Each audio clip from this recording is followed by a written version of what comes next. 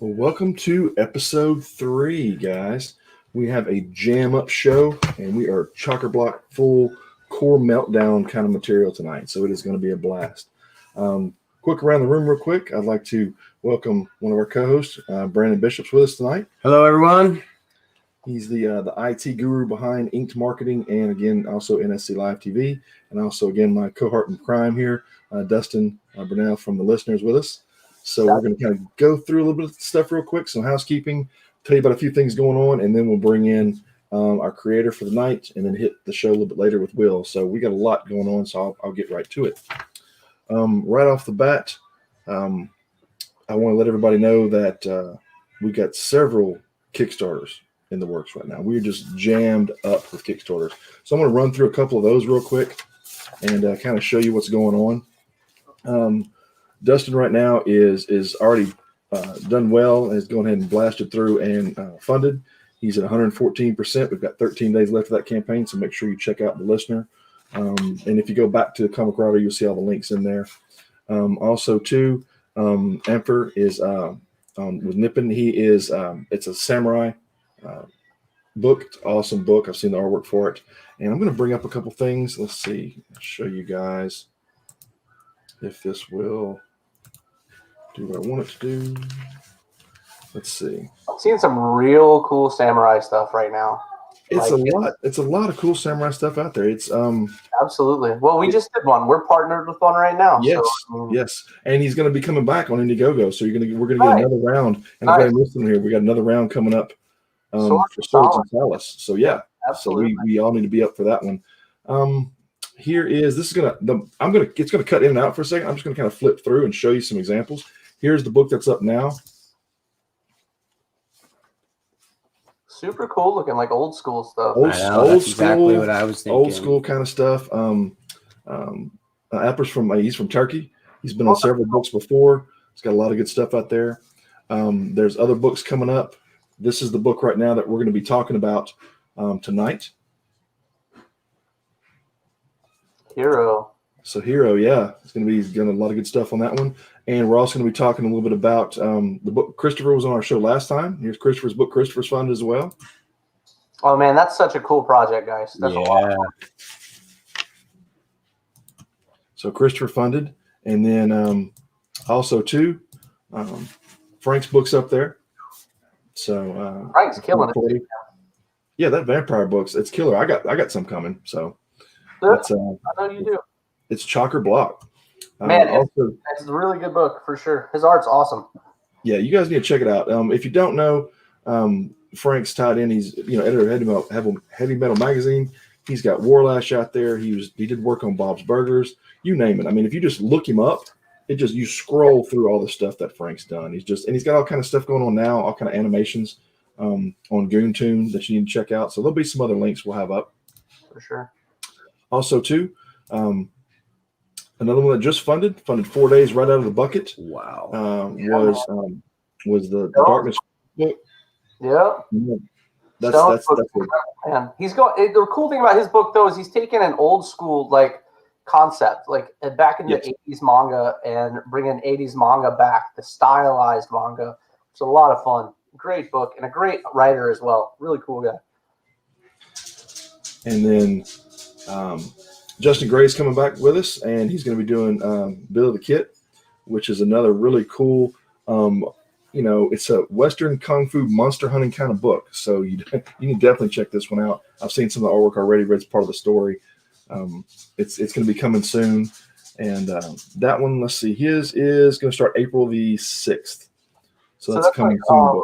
What do they call that? The animal, anthropomorphic. It's like they're animal people. Gotcha. Very cool. And then, of course, as we mentioned already, Dustin's book, The Listener. Make sure you go check that out. That was pretty dope. I might have to read that one. Yeah, that you might want to pick that one up. I know the guy that wrote it. Pretty good guy. Yeah, I want to check that one out. And then let's see. We've got the one we're going to be talking about tonight, which is launched, and it's Comics and Manga. That's the one we're going to go through here in just a second. And then last but not least, we've got the other book that's going to be releasing out April 7th, which is a long-awaited book as far as for myself, because I've known about it for a long time, which is Monty and Michael Moore is coming back to us and with the follow-up to Local Hero. It's a different book, different series than Local Hero, but Local Hero was such just an awesome, phenomenal book. He brought a nice big cast of artists in, and this book is just this killer. So I will show you one quick thing on this one. We have a video to play for it, and give you a little bit of a taste of what's in store for you. Got some people saying hi to us. Who do we? Let's see who we got in the room. Who do we have here? Hello, Pops. We'll make sure we say hi to everybody. Hey, Phil. Phil said hey, and Pops said hey. Pops is in there. Two great guys. They also have amazing shows themselves. Yes. I'll be on. Oh my gosh, I've got Phil's show Tuesday, and then we've got Pops's CromCon coming up too. Yep, we got Pops does the Monday night shows over on Comic Related Madness, and then Phil's got Demon Nation shows. Both are on the NSC Roadshow tour. Sure. So there are shows that pop up all the time. Awesome. Good to see you guys. Laugh coming out, and they're simulcasting this as well. So we're checking out. We're all over with them as well. So here is a quick video of a taste of what's coming up with Blood and Bullets.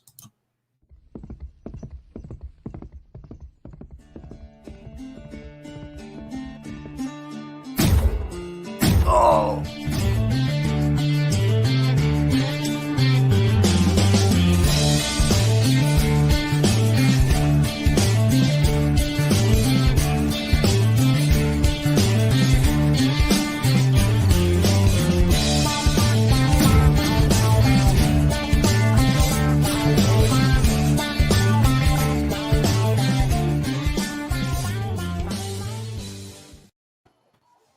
So be on the lookout for that. He's going to be doing a live launch as we did before. He's going to be doing a live launch from his studio, and we're going to be simulcasting that and joining in. It's going to be a great show, April the 7th.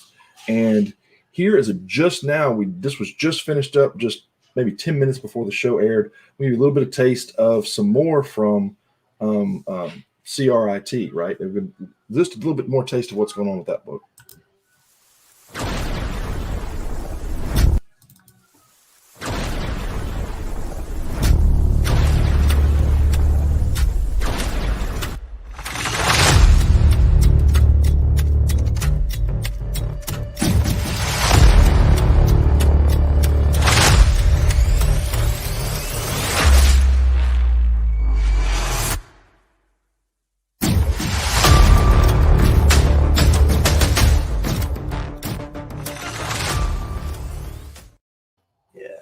All right, man. So a lot of good stuff out there.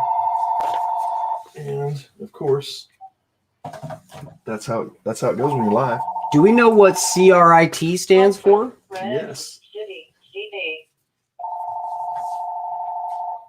Let's see. All right, sorry about that. Well, we're still going to keep going. Yeah, let's go. If you want to take this, I'm going to drop out. Hey, what? So anyway, we've got all the Kickstarters coming up right now. Mine's going really well. I'm really excited about mine. I can't wait to get you guys into the next group of things that we've got going on with the listener. Welcome back, Kevin. Sorry about that. We're a live show. That's what happens when you're live, right? That's how busy it's been, man. It's been phenomenal because I looked at it last night when I was going through some things, and I really wasn't even keeping track, and it just kind of popped up when I put everybody's stuff up on the board because everything in front of me is kind of a flight pattern of everybody's projects. And I kind of sat back from it and I looked from the time we started to now. I was like, wow, we've helped creators get over $100,000 towards their campaigns, which that right there blew me away. And then I started looking where everybody was at. I just sit there and stared at it for a second. And Inked has right now, we're working with creators from all over the world. And it's amazing to me, and it's fun as well, right?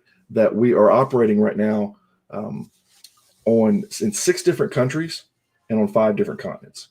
So when I say global impact to people, we mean it. I mean, we have teammates that are all over the world. We have projects all over the world, and it's just a whole lot of fun.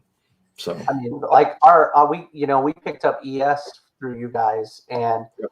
I mean, ES is all the way over in Australia. My interior artist for the listener is over in New Zealand. It's all over the place, and myself included, am really excited to be part of the Inked family and be able to work with those guys. And for anybody paying attention that's looking into the Kickstarter, seeing how well they're doing with Inked, get on board, man. You know, you really have nothing to lose. These guys are great people, and I'll vouch for them any day of the week. Great folks all day. Well, I appreciate that. I get what I call phone jet lag, and I've got to try to figure out what time zone I'm in. So, you know, it gets kind of crazy sometimes. But last but not least, I got one more video for you, and then we'll jump into our creator. And this is a little bit of a touch of what's been going on. So you got one more comment. Awesome. Thanks a lot, Phil, for sharing everything out. Turn up the volume on the indies, man. It has been the year of indies. It's been so sad to see all these businesses that have been troubled and have all kind of issues going on. But in the same token, you know, indies have rocked. Indies have it's given everybody a chance to kind of reboot their situation, how they get their books out, how they get their message out. And a lot of people are putting pen to paper right now, and it's just some really awesome work going on. All day, for sure. Speaking of awesome works, I'm going to show you one right now that we just talked about, and this is we're going to do back-to-back. I'm going to do Darkness Falls, and then right after that, we're going to go ahead and show you Dustin's book as well if you hadn't seen it. So I want to give you both of these back-to-back.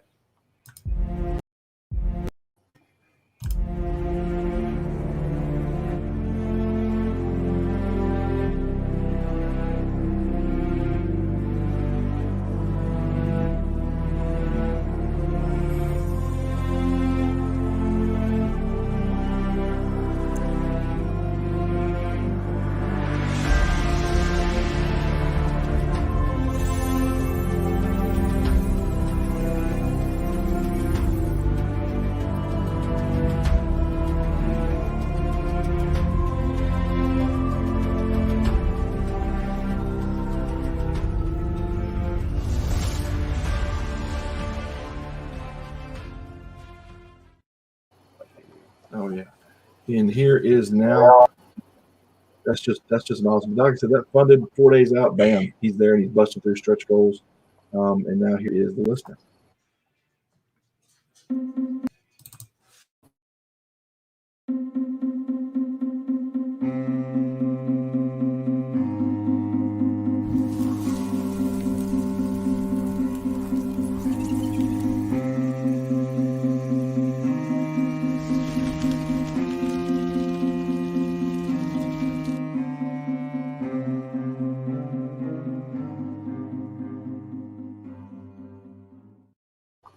I mean, I'm biased, right?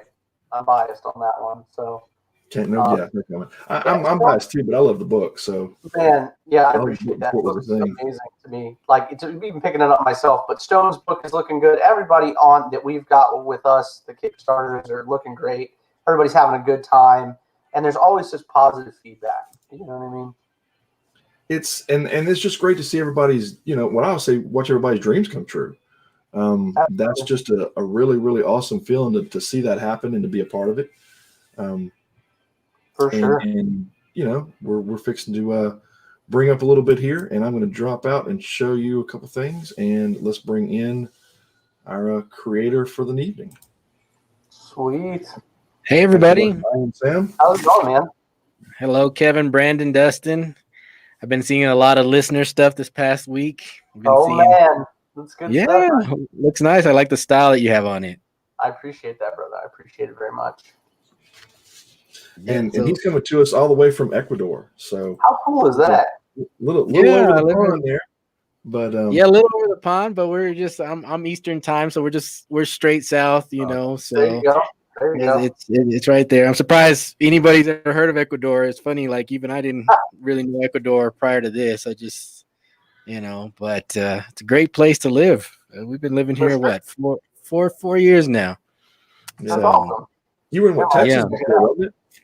Yeah, I'm originally from West Texas. Born and raised West. Well, actually, I was born in Virginia, but raised in West Texas.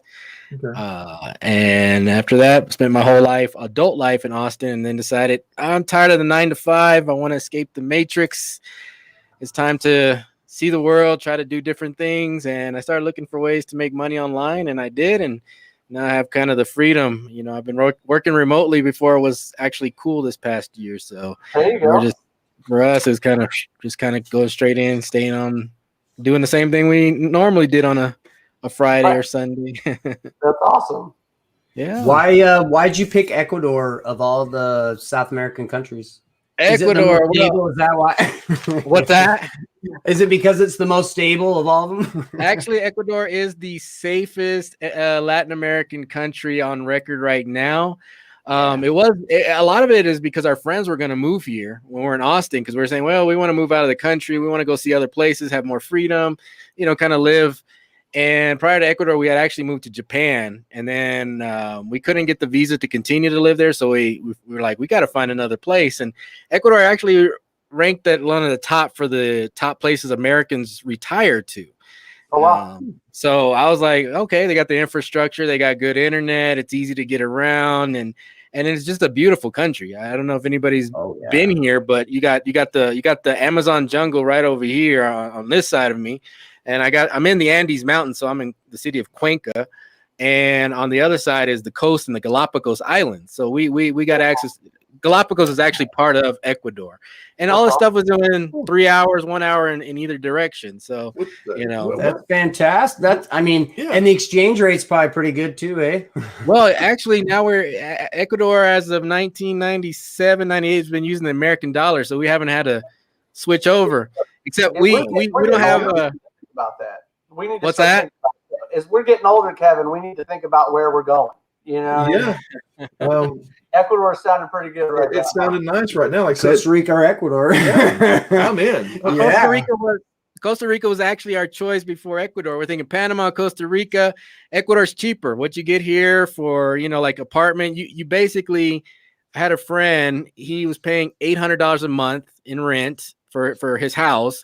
But it was about 5,000 square feet. It had a wine cellar. It had a maid's quarters, a maid's apartment. It was about 5,000 square feet and about 4 stories. Granite tops. It was fancy. I was like, how much is this? $800? And so you can take my money. Yeah. It's pretty easy to live here. And the Philippines are like that. He lives like a king. He comes back to the States, works in the States for a few months, goes back, and he's got pictures of him bringing lobster right out of the bay right by his house. I'm like, really? I mean, it's just it's incredible. It's right off a postcard. Yeah. Do you feel like there's a pretty good presence of is there a bunch of comic book stores there? Do you feel like that there's a good community of you know what? They are excited about comic books, which is so funny, but it's growing in the country, but it really hasn't hit. The average pay around here is about $15 a day. And to buy a comic book, because there is comic book stores in the malls, like the fancy malls here. And like one comic, a floppy that we're used to is translated in Spanish from Marvel or something like that. It's like $15 just for the floppy, 30 pages, because the taxes are really heavy on imports like that. So, but they are always excited. We've gone to a couple of comic book conventions here in the city, and they're always like random and fun, but they just turn into more so they turn into a one-piece Goku love fest. So it's more Goku. I was like anime conventions is basically we had that in Florida happen. MegaCon and Comic Con and a bunch of other smaller cons have turned into basically large, anime cons. You see just as much anime cosplay, manga cosplay. You see so many booths. It's real easy to. Because of copyright laws and stuff in certain countries, it's real easy to get manga memorabilia that's not real. You know what I mean? Mm-hmm. So it's literally you can reach out to China and pick up 30 Pikachus and put it in a booth that, for so much less than you could market one of your characters or one of my characters on something and put out to show people. A t-shirt for us is $25, is what we were just talking about, Kevin and I. Yep. So if you go and you put the listener logo, which we have on our Kickstarter, but you put the listener logo on there, and then you put the other logo on the sleeve, you're going to pay $25 and then $5 shipping, $7 shipping, whatever. But you go over there and you're like, oh, well, I decided I want a t-shirt over there with the listener logo. You're going to pay less than I would pay here to have my own IP's logo put on a shirt. Yep. Mm-hmm. And that's what we're seeing with shows now. That it's so much easier to make these, off-brand versions of the brand you want. Well, it was crazy to see that Denver a year or two ago swapped over to the Denver Pop Culture Con. Mm-hmm. And then there was pop cultures set up all over the booths, and the comic booths reduced. I mean, they still had Artist Alley and Writers Row and stuff, but the number of comic book vendors was maybe a third of what it was the year before. So there is that shift going on right now. Well, I crack up because we were just looking the other day, and legally here, they just passed a law that they have no legal copyright laws. So you can take whatever you want, and the law says, nope, it's perfectly legal. You want to put Mickey Mouse on a shirt? It's perfectly legal. There's a restaurant just down the street, and it's a chicken place, and no, they said there is no legal protection for copyright here in this country. So you can do whatever you want. That's bananas. What's that? That keeps it interesting. Yeah, it's a that's why you got to start blockchaining all this stuff, just like the NFTs, right? So that way you at least know like who owns stuff anymore. It's getting wild. But I will tell you this: there's a thing about status here in the country. So they don't want knockoffs. They want the real thing, though. So they'll still go and they'll spend and import laws, like that t-shirt you're talking about, $20 is like going to be $40 here because of import. Absolutely. So those are the things that cost a lot of money. Your needs, you can get an apartment for $300 in a penthouse suite somewhere, but your wants, like the imports and comics, I try to go to the comic book store and I'm like $14. So I will do a run when I visit the States. I'll do a run and I'll get some comic books that in a year. So most people are bringing booze and memorabilia. You're filling it with comic books. I think it's a great idea. Yeah, for sure. They love it. They love it. There's a lot of stores like that though. There's a lot of pop culture anime stores in town. Mm-hmm. They're just all over the place, and so they're like little mom and pop shops. So they're actually kind of neat, to see like that there is that support. There is that desire for anime and comic books and things like that. So, and it's just growing. It's just growing right now. They finally discovered. Man. What's that? I said you got to send me some pictures. You got to show me what's going on. Oh, it's a beautiful country. But I've been a couple of anime conventions here, and it's been or comic and anime conventions, and it's been kind of hilarious. Because they're just getting their grounding. This is like the comic book conventions you probably had in the 1970s, 1980s, where it's just very minimal stuff, but their heart's in it. Their heart is absolutely really in it.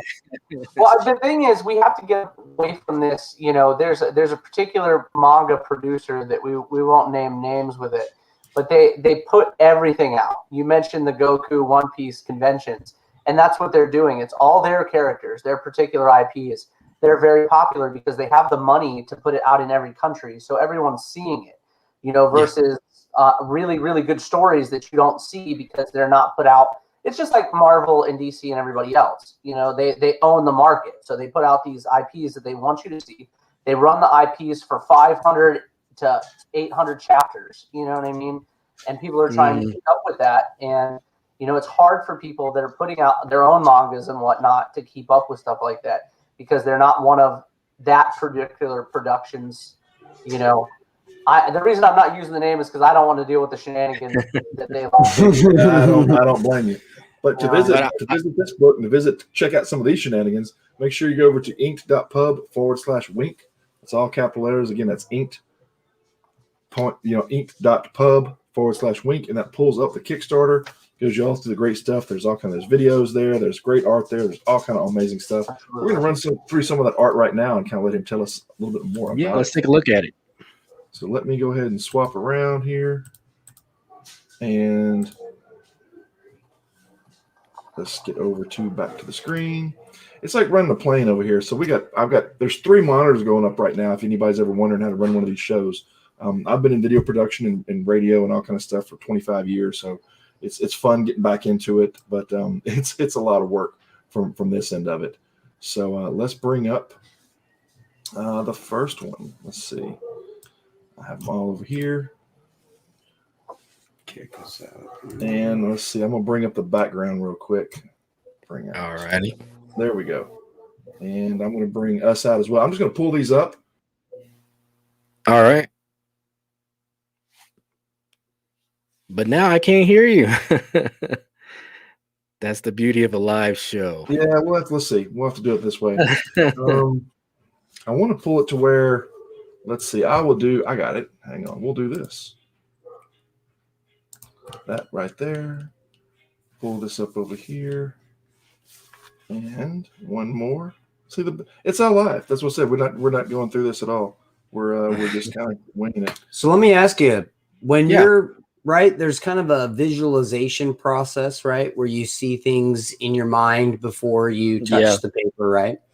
Can you talk a little bit about like what are some of the things that like do you see the storylines in your head? Do you see characters in the way that they look, or do you kind of one of my good friends is an artist and he says that the canvas kind of creates the characters with him.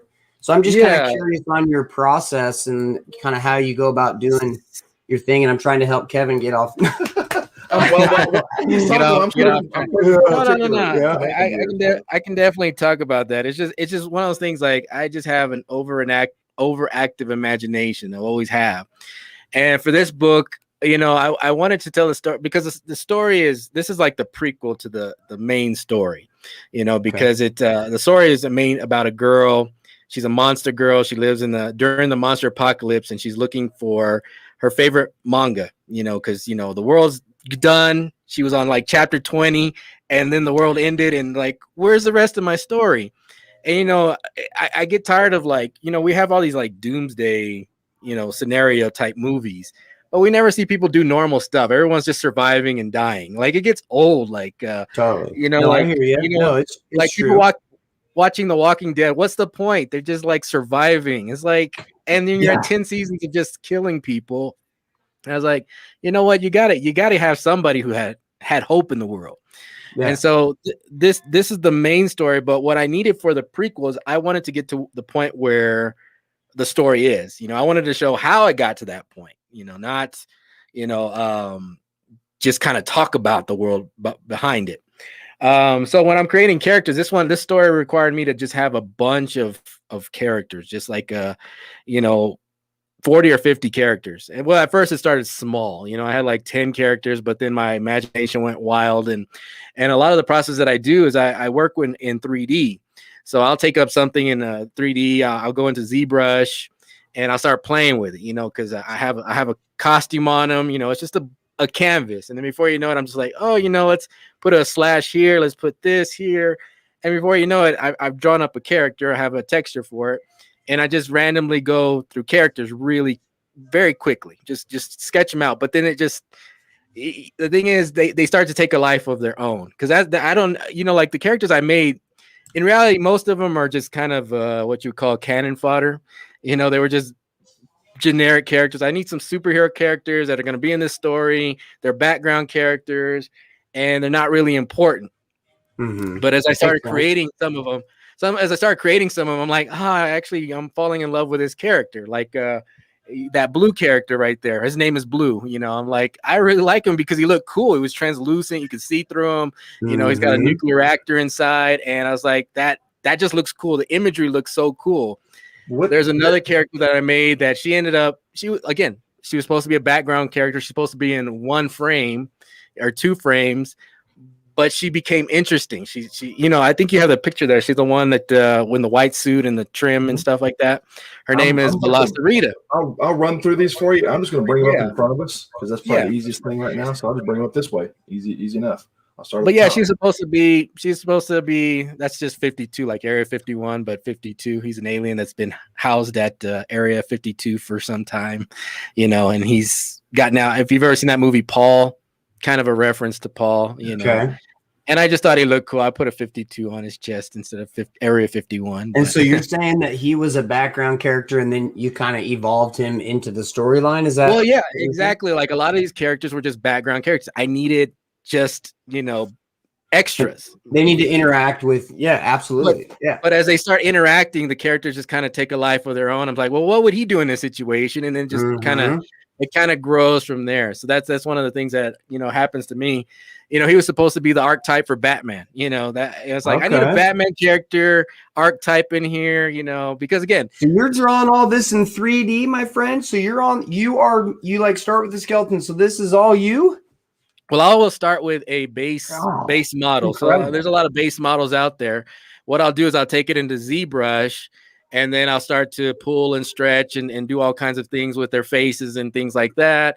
You know, sometimes I'll use some presets, you know, I'll do kit bashing and things like that. I wanted him to look like a beetle, like, you know, because one of my favorite animals is the rhinoceros beetle. So I was like, you know what, instead of Batman, Dark Beetle, you know, he's the Batman of the universe, you know, so give him the armor. He's kind of like Iron Man slash Batman. Can he fly? And so that's what I needed. I needed archetypes for this comic. No, it's awesome. But everyone, can he fly? No, he can't fly. Okay. He's basically Batman. You know, he's grounded. No, you know, yeah, it's incredible. Oh boy. Yeah, so I went for an archetype for Spider-Man. I actually had like you know, I like Bigfoot. So, you know, I'm like, let's make a Yeti, because I have a Bigfoot in there too, but he's a good guy. But I love the Yeti, so I just made him into a Yeti. And I just had this little boy that looks like Spider-Man, but I turned him into a salamander, you know. So I thought that was hangs cool out thing. on him. He's just like his little parrot buddy, or what? Well, no. Actually, there's some graphics missing, because I render out these PNGs. He's actually wrapped up in slime, because the young guy, instead of Spider-Man, he has slime. Again, there's the blue guy. You can this way. You can ease back. I'm through him, right? Yeah. So I love that character. I think a lot of people like that character. Again, I was just like, I need a scene where this guy's, you know, doing something. You know, I need a bad guy fighting a superhero. And then this guy is that blood flow? Is that just like what is the red represent? It's kind of like a nuclear reactor, but it's still into his nerves and blood flow. So it still has that, but it's like, yeah. And so it's internal. You can see, I just wanted him to be kind of see-through, like those translucent fish and stuff like that. So you can kind of see the veins and things popping through him and stuff like that. How many hours are we talking here? And you don't have to disclose the exact, but like we're talking, people need to understand this that are watching this, right? This is not just like hey, I sit down and I just whip out my pen. I mean, we're hundreds or thousands of hours, right? Yeah, no, that's what but the thing is, I love 3D. So, you know, once you get in a roll, I mean, you can go through quite quickly. Once you got the bases and well, really, it took a long time to learn this stuff. You know, that's the biggest thing, you know, learning ZBrush, learning Blender, learning whatever program is out there. To learn this stuff is hard. You know, you got to learn cloth physics. A lot of these characters, if you see the expressions on their face, they're actually my expressions, because I actually did a lot of stuff where it's facial capture. So I'll go in there and I'll record myself, and I have a face capture program like this. I'll just be, you know, and just, you know, all right. Face. So a lot of the expressions are actually actual human ran expressions for their faces. You know, so that's like the indie comic price that you're looking at when you're in Ecuador. You're like, oh my god. Yeah, you're like, yeah, I made a girl on my. That's one of those characters. She was supposed to be like 1 frame, 2 frame character, and or 1 page at most. But then it just seeing her react, and I kind of like, I looked at her. I even told her, I fell in love with this character. Her name is Rita. I like kind of the motif of the, you know, the yellow blue. Of course, she's sexy, but then it's just a really unique outfit, right? Because all of a sudden it's just cut off at that leg. Oh yeah, dude, great job. So cool.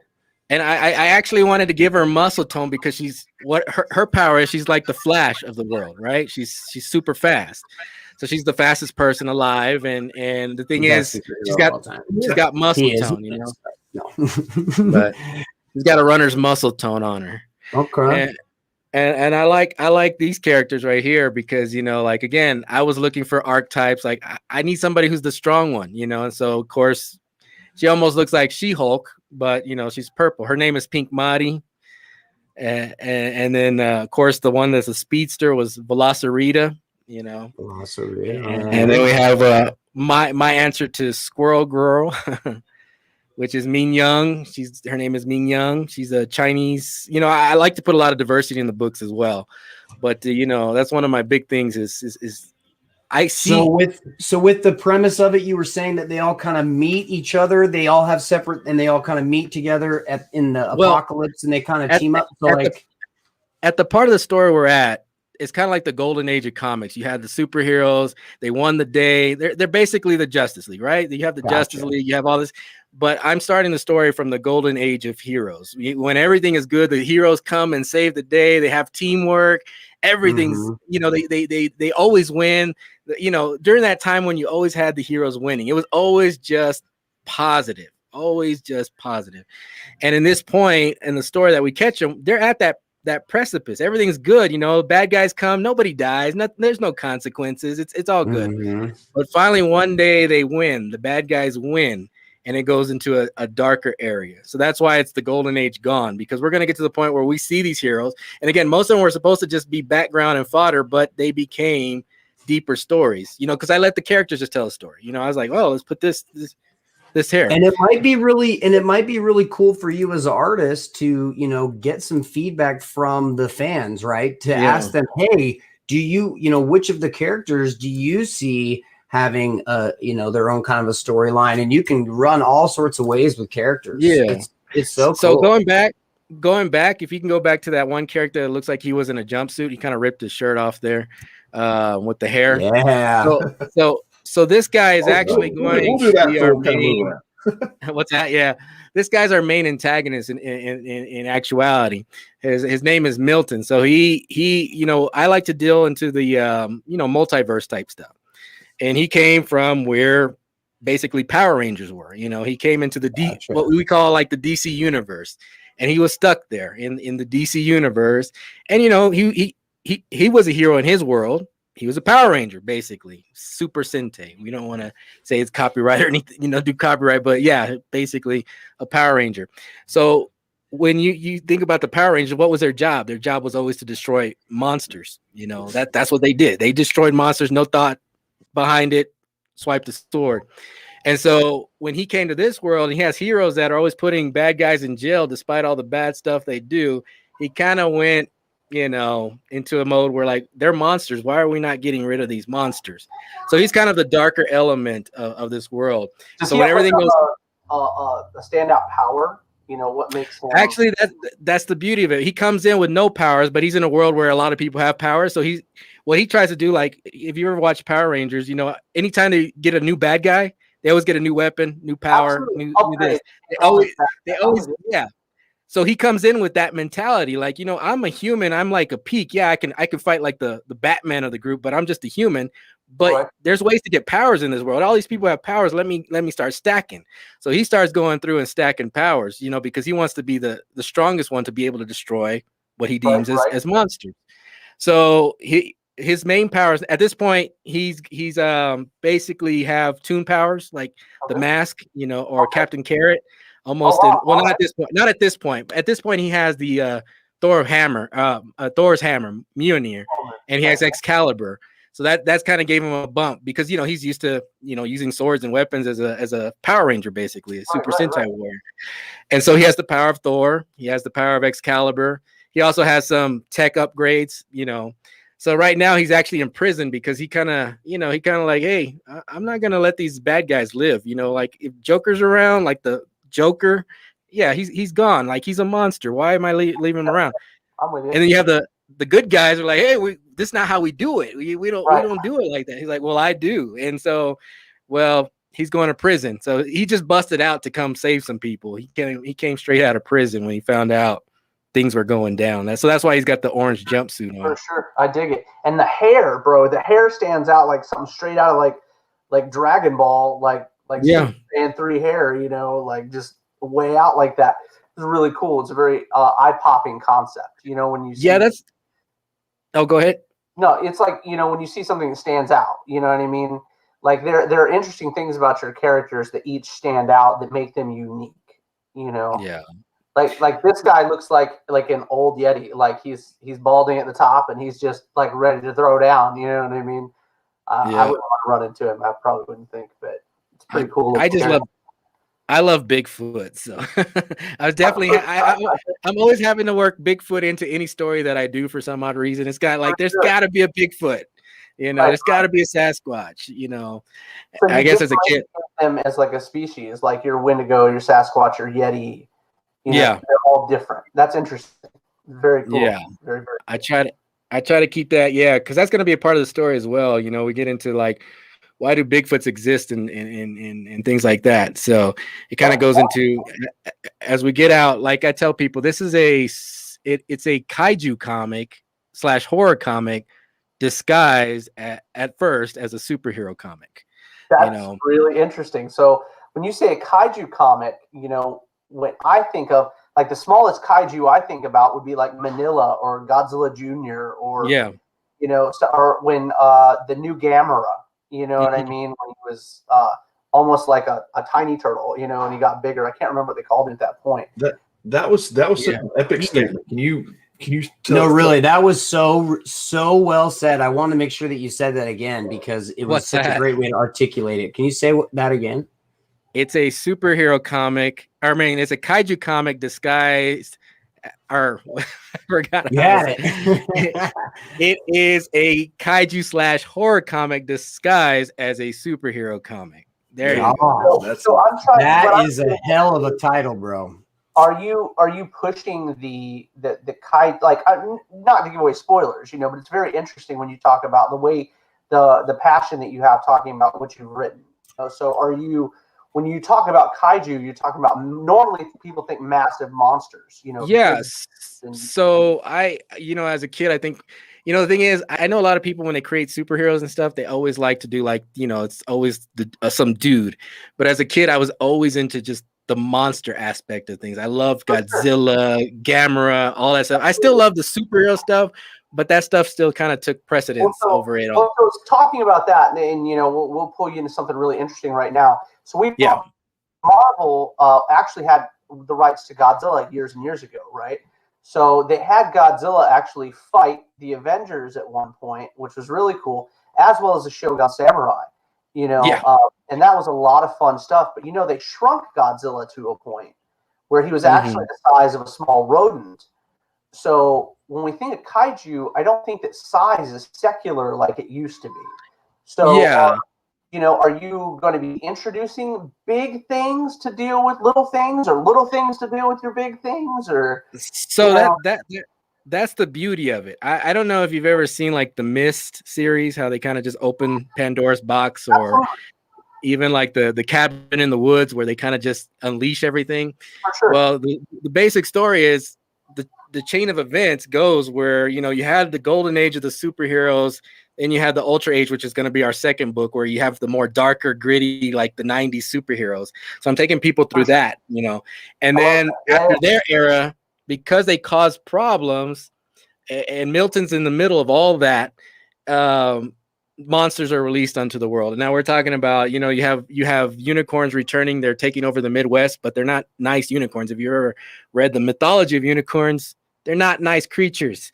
They fight dragons. That's how strong unicorns are. So we have the Midwest overrun by unicorns, and then a lot of stuff returns from the olden days, you know, the Titans, the old ones like Cthulhu, you know, and you have giant monsters. What's that? I love it, man. That's a really cool concept. You know, like we were talking the other day about Kevin and I, we talk about it a lot, and it's original IPs. You know what I'm saying? Original train of thought. And it's so few and far between nowadays that the indie world has created an outlet for people to create their own IP. You know, what is great, you know, about that is you're being able to create your own stories and your interesting you know, concepts and whatnot. I love the idea of, you know, like doing Ultraman, I'm sure, right? So Ultraman, and same thing with Jet Jaguar. You know, they could change sizes, you know, and that's a very cool concept to me. Like if you've got this superhero that's like, oh my gosh, you know, say American Kaiju is all of a sudden a bad guy, and Ant-Man decided to throw down with American Kaiju. It's a really cool concept to me to have heroes in the same realm as monsters, you know. And that's what I wanted to. I love playing with that, you know, because our main character, Wink, which is going to be the, you know, as we get into her story more and more, one of her powers is to upgrade, you know, size wise. But I like her to alternate. Like if she throws an arm, you know, arm gets bigger and then smashes down, you know, like, or she jumps in the air as a small and then she lands big, you know. So I always thought that was cool to like, she is able to get big, small at the same time and use that in her method to fight or whatever. But one of the thing is, all those books you mentioned, the old Godzilla, those were my first comic books I actually had. Was the Godzilla Marvel line with Dum Dum Dugan and all that stuff. Man, so good. Yeah. And then I also, what's that? Dugan is such an iconic character that doesn't get the time of day that he needs to get. I mean, if you look right now, a couple years back, they did a really interesting story with Carnage, Venom, Dum Dum Dugan, and oh my gosh, J. Jonah Jameson's son, where he's the Man Wolf. So you literally have all these characters throwing down, and Dum Dum Dugan's trying to keep Venom from killing, because he's got the other suit at that time, and he's trying to kill the other members of his team, and it's just very interesting stuff, man. But kaiju don't get enough, time in comics anymore. So it's a very interesting concept to see these big old dudes, And the fun thing is people don't even realize that it's not always like a giant lizard or a dinosaur. Frankenstein at the end of the world was a huge, kaiju, and stuff like that's a lot of fun. And to educate people in kaiju is just so cool, man. I dig it. I'm a huge fan already. So yeah, I am in love. Like all that stuff you're saying, like Frankenstein, that's like the inspiration for a lot of my stuff. The Frankenstein, the fights Baragon, or what's his name? Absolutely. Yeah, Baragon, yeah. That was a great movie, man. So I wanted to capture that, and I wanted them to be the ones from their perspective. What would a monster do in this perspective? Or what if somebody's stuck in the middle? Which our character Wink, she's kind of stuck in the middle of both worlds. She's kind of like half monster and half, I like the because I designed her. I don't know if he has a picture of Wink, but she's kind of an Have you ever seen composite Batman Superman? Right. So I like the characters that are like half and half, like asymmetrical. Okay. I'm really into asymmetrical characters. So you're a big fan of Harvey Dent then. Yeah, I do like like I said, one of my favorites is composite Superman, Batman. Right. It was like half down the middle. Yeah, and like even when the Power Rangers kind of formed their robot, the mastodon is the hand or the foot. Yeah. So I wanted to make a biological character that looked like that. Like that's part of her foot is this, part of her foot's that, and since she's kind of a mix, So I wanted to take like the superheroes like you were talking about, like a lot of the kaiju always have kaiju movies, they have the human story, and what I wanted to do is like, why does humans have to be normal humans? Why can't they be superheroes? Like the old, put them in that world and see what happens. Yeah. So like, you've got your king kaiju that's on top of all the other kaiju, and you've got your like main superhero like Superman or Hyperion or something like that are trying to, they're the only dudes or women that could stand up against said giant bad guy kaiju, and it's very interesting, man. It's a very cool concept. Yeah, I love running with that stuff, and I mean if I explain the whole premise though, it does get convoluted. So I need time for it to like marinate for a long time. For sure, trust me, man. I'm in that boat, letting things marinate right now, because it's like you don't want to jump too far ahead. Like it was with us. It was like don't build an origin story so fast that people can't get into it. You know what I mean? You don't want them to have all of it at one point. So it was like, take your time, put your story out in a good rate. And I think that's important, for any indie creator to be putting their stories out to where you can give people enough. Okay. Like I got a 10-year-old daughter right now, and I'm telling her she doesn't need to eat to get full. You know what I mean? You need to eat to get enough. You need to get enough to the story to enjoy it, but not overindulge. So you're taking away from what you would receive in the next issue of the book, Yeah. That's a great point. I think if people take on that approach, they'll go forward with it. They'll be able to expand and just keep going with it. For sure. Yeah. And that's why I decided, because I at first wanted to start with her story, but the Milton story and the age of the golden age was more it was a good jumping point. It's like starting from in-game and then what comes after in-game, basically. Right, absolutely. I love that name, by the way. I was watching one. I guess going to be like a nice guy, Milton. Hey, Milton. Yeah. You know what I Milton. mean?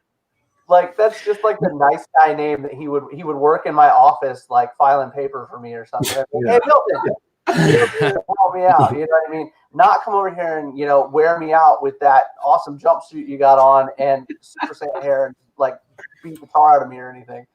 And it's a lot of fun, man. Like, yeah, That's like he's like, I just studied all your paper, and it's like, no, Milton, and I just, that's so much fun, man. It's a great looking character.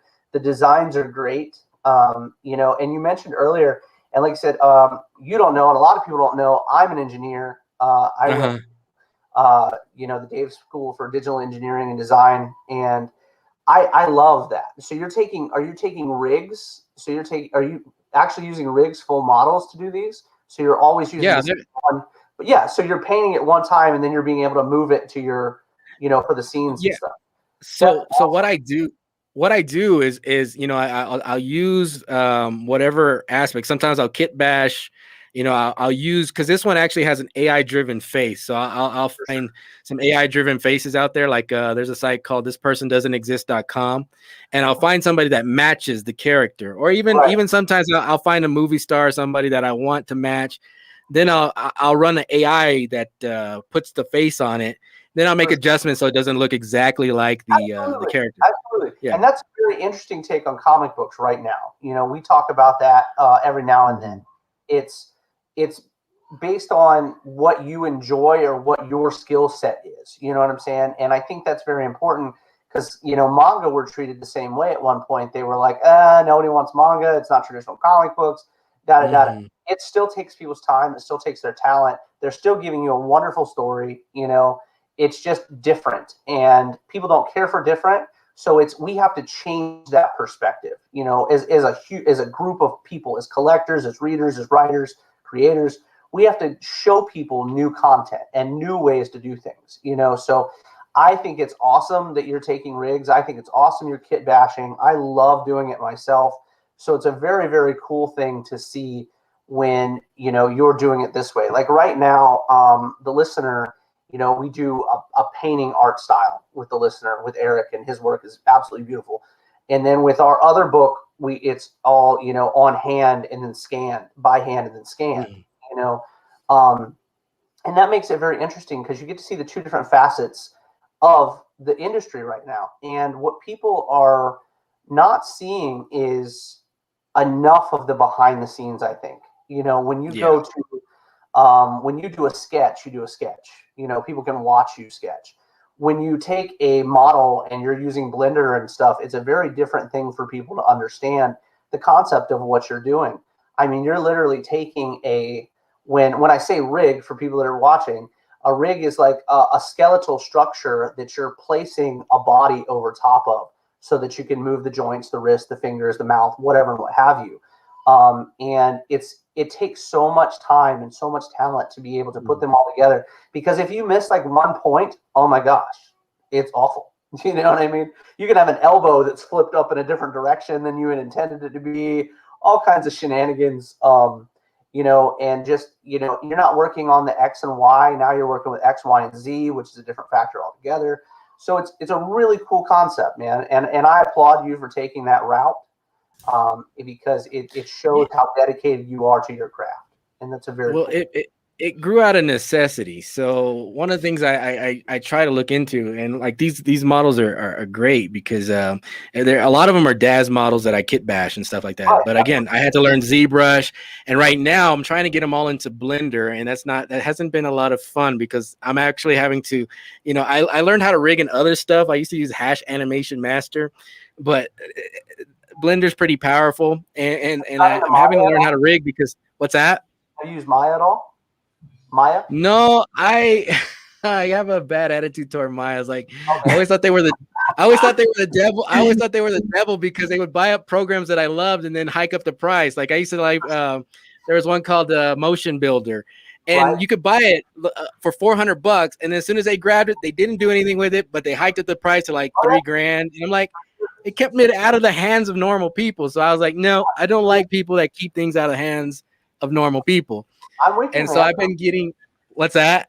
I said, I'm with you. I get that. That's like, it's like the hero aspect of it already. You're like, I don't like you guys taking from a normal. How they say that in Tron, or Tron 2 rather, when he said, "What did you do from this version to this version?" He said, we put a 10 on the box. You know, I mean, absolutely. Yeah, one of the best commercials I've seen out there when it comes to computer technology was there was a guy driving home and he had his arm around his new computer, and like on the box it said like 9X on the box in big letters, you know. And he's driving, he looks up at a billboard, and the guy's putting the billboard up that says 10X. So he hadn't even gotten home yet, right? This stuff's out of date. So absolutely, that's kind of how it is. I like like Illustrator. Instead of Illustrator, I actually just go into the suite now and I just do the monthly. That way, as they update, I don't have to sit there and buy another one each time. It just updates automatically. So that's been a real thrill. I like those kind of programs. And I really love getting into like a lot of the new programs. Like I've been messing around with AI. A lot of the looks I get, we're practicing with the AI, action scripting, things like that, because it's just a new thing to make things faster. Because in reality, I made this comic out of, necessity. I was trying to tell a story, and I've always wanted to tell a story, and I was never at a point where I could. I tried in 2008 to get a comic book done. Now, granted, it did pretty good. I mean, it got me into like I got to get invited to San Diego as a top 50 contestant for Platinum Studios, AT&T. Before they bought DC, they were trying to get into comics, so they went with Platinum Studios. I don't know if you know them. They're the ones behind Men in Black, Cowboys versus Aliens, that kind of stuff. They were looking for IP, so they let us pitch the top 50 after this competition. So that did pretty good. But after that, I kind of lost my job. It was in the tech field. I used to work at Dell, lost the job. And then, you're trying to catch up, and you never have the finances to make a comic. And finally, I'm in a point now that, I can do that stuff, and I tried hiring artists, and I love them to death. And I know they have to eat because, I tried the collab thing before, and I've seen people post like, I want to collab. And people are like, we got to eat. We don't live on exposure. We die of exposure, right? Right. Yeah, for sure. And I realized that I'm like, they're sitting down doing it myself now. It's like, oh wow, these guys are so valuable. They're so awesome. And I got pitched that the other day for a guy contacted me to do a book and stuff, and he said, well, I'm contacting you to see if you want to do our book. And he's like, if you do this certain rate for doing the book, he said it'll be good exposure for you. I said, well, I'm in the exposure business. It's just kind of the other way around. I mean, I'm here to put the microphone and the megaphone to you, not the other way around.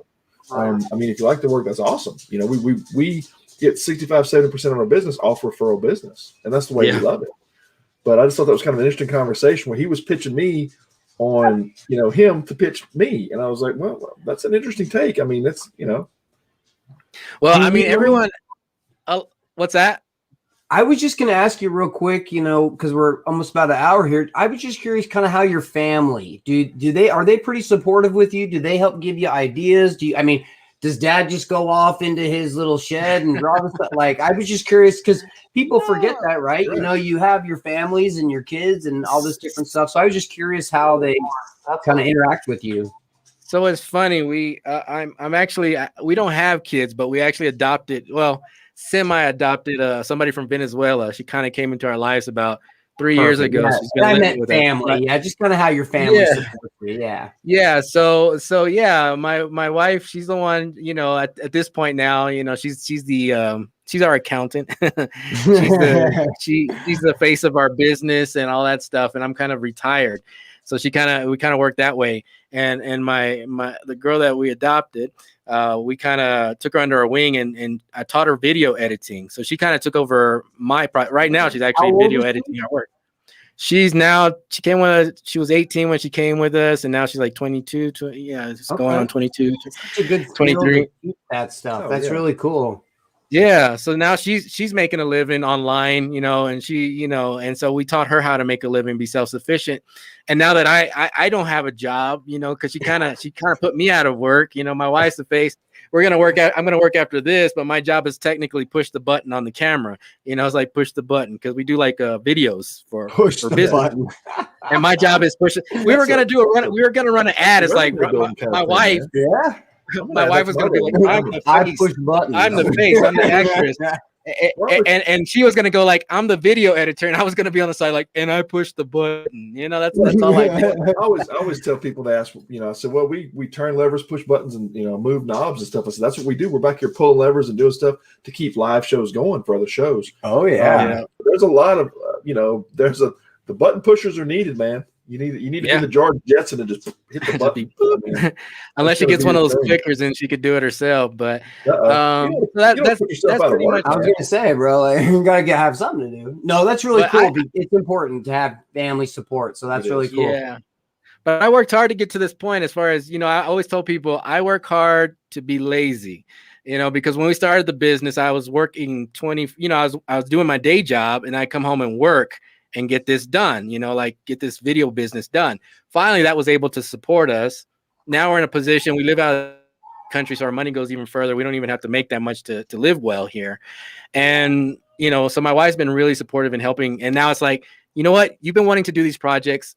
Go do them. Fly, be free.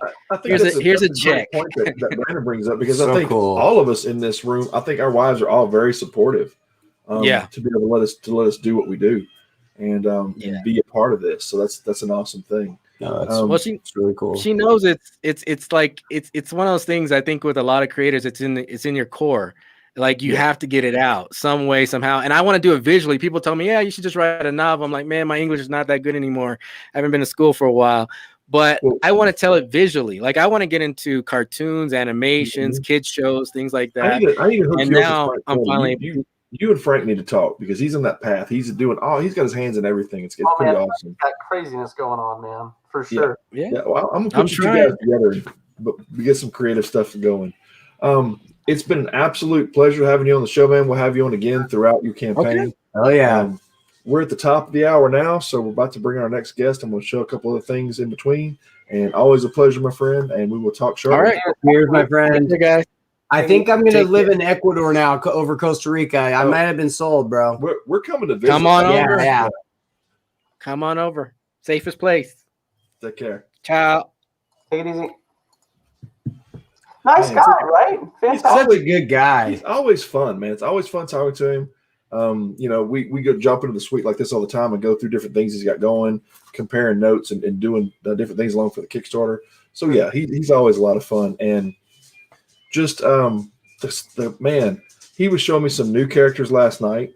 Hundreds of characters. That's character awesome. after character after character after character. I was just blown away. Does he have more time than us? Is that Hey, how, he's got like how does one pull that off? I guess the Ecuador hour is that long. Yeah, is that? I think it's different there. It must be I got you. I understand. Closer to the equator. Yeah, I think you get more time or something like that. See, this show is also science oriented. Yes. For you people that Yes. So that's cool. Below the equator, kids. No. Oh man. Let me bring Don't on our. go into that, because they're going to expect to come back and hear us say some intelligent things, and that's not going to happen. They're raising the bar if they expect that. Okay, we are here to educate to a degree. Okay, so you know this is more about fun and camaraderie, right, than anything else. So, well, here's a couple more things. Here's another coming soon. I want to show you guys real quick. This is a project that's coming out of Australia. Yeah. This project will be happening. Let's see. It's going to be. Look at the magic sheet here. The 1st, April the 1st. All right. This one's coming out. This is going to be a calendar, and it's going to feature 18 different artists from Australia. It's all Australian-based art. Awesome. It's an amazing project. We're talking about doing different things with it, offering it digitally and print-wise, because as you know, it costs half a kidney to ship anything overseas these days. So this will be the kidney-free version. A couple different things. And our next guest, who we're going to bring on, is going to be William Pace from the Creators Outlet. He is about to tonight going to have his 100th episode. How exciting is that, right? That is impressive. I was saying to Kevin earlier, Dustin, it's incredible to make 100 of anything.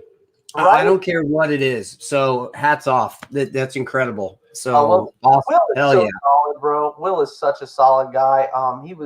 He actually had me on his show. He was one of the first shows I did, and one of the first people that read my book, one of the first drafts of my book, great guy altogether, has a lot of fun, and just, overall good person. There's a lot of people that suck in this world. Will is not one of them, I promise.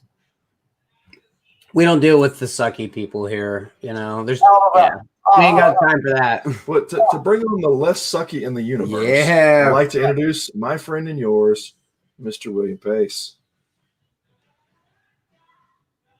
You're muted, Will. Yep, I think it's there. We go. There you go. Now we got you. Welcome to the warehouse. Welcome to the warehouse. And speaking of the warehouse, look at those action figures you pulled out the other day. I was about to fall out, man. Those are awesome. Yeah. The Hush figures that you were showing everybody? What? Dude. That's He's nothing. He don't even get him started. It'll be. It's got the coolest stuff. I So- want to tell everybody how many I have. Let me tell you that you can find me on Twitter @JokerFan, and I've had that handle since Twitter started. And I never made the mistake of using Twitter until about 2 years ago. And now, and you can find me on Instagram @JokerFan1969. And way over yonder, I have one of the original promo pieces, like on the heavier paper, like 300 grit paper, Right. that they used in the pitch room for the Superpowers action figures. Nice. That's so cool, man. I don't even know how you came across half that. Of the Joker. Now, if I had like $10,000 lying around, I could have bought the original like wide piece that Hasbro had done for the line. And I wish I did have $10,000 lying around because it was done by Jack Kirby. That's awesome, man. How cool is that?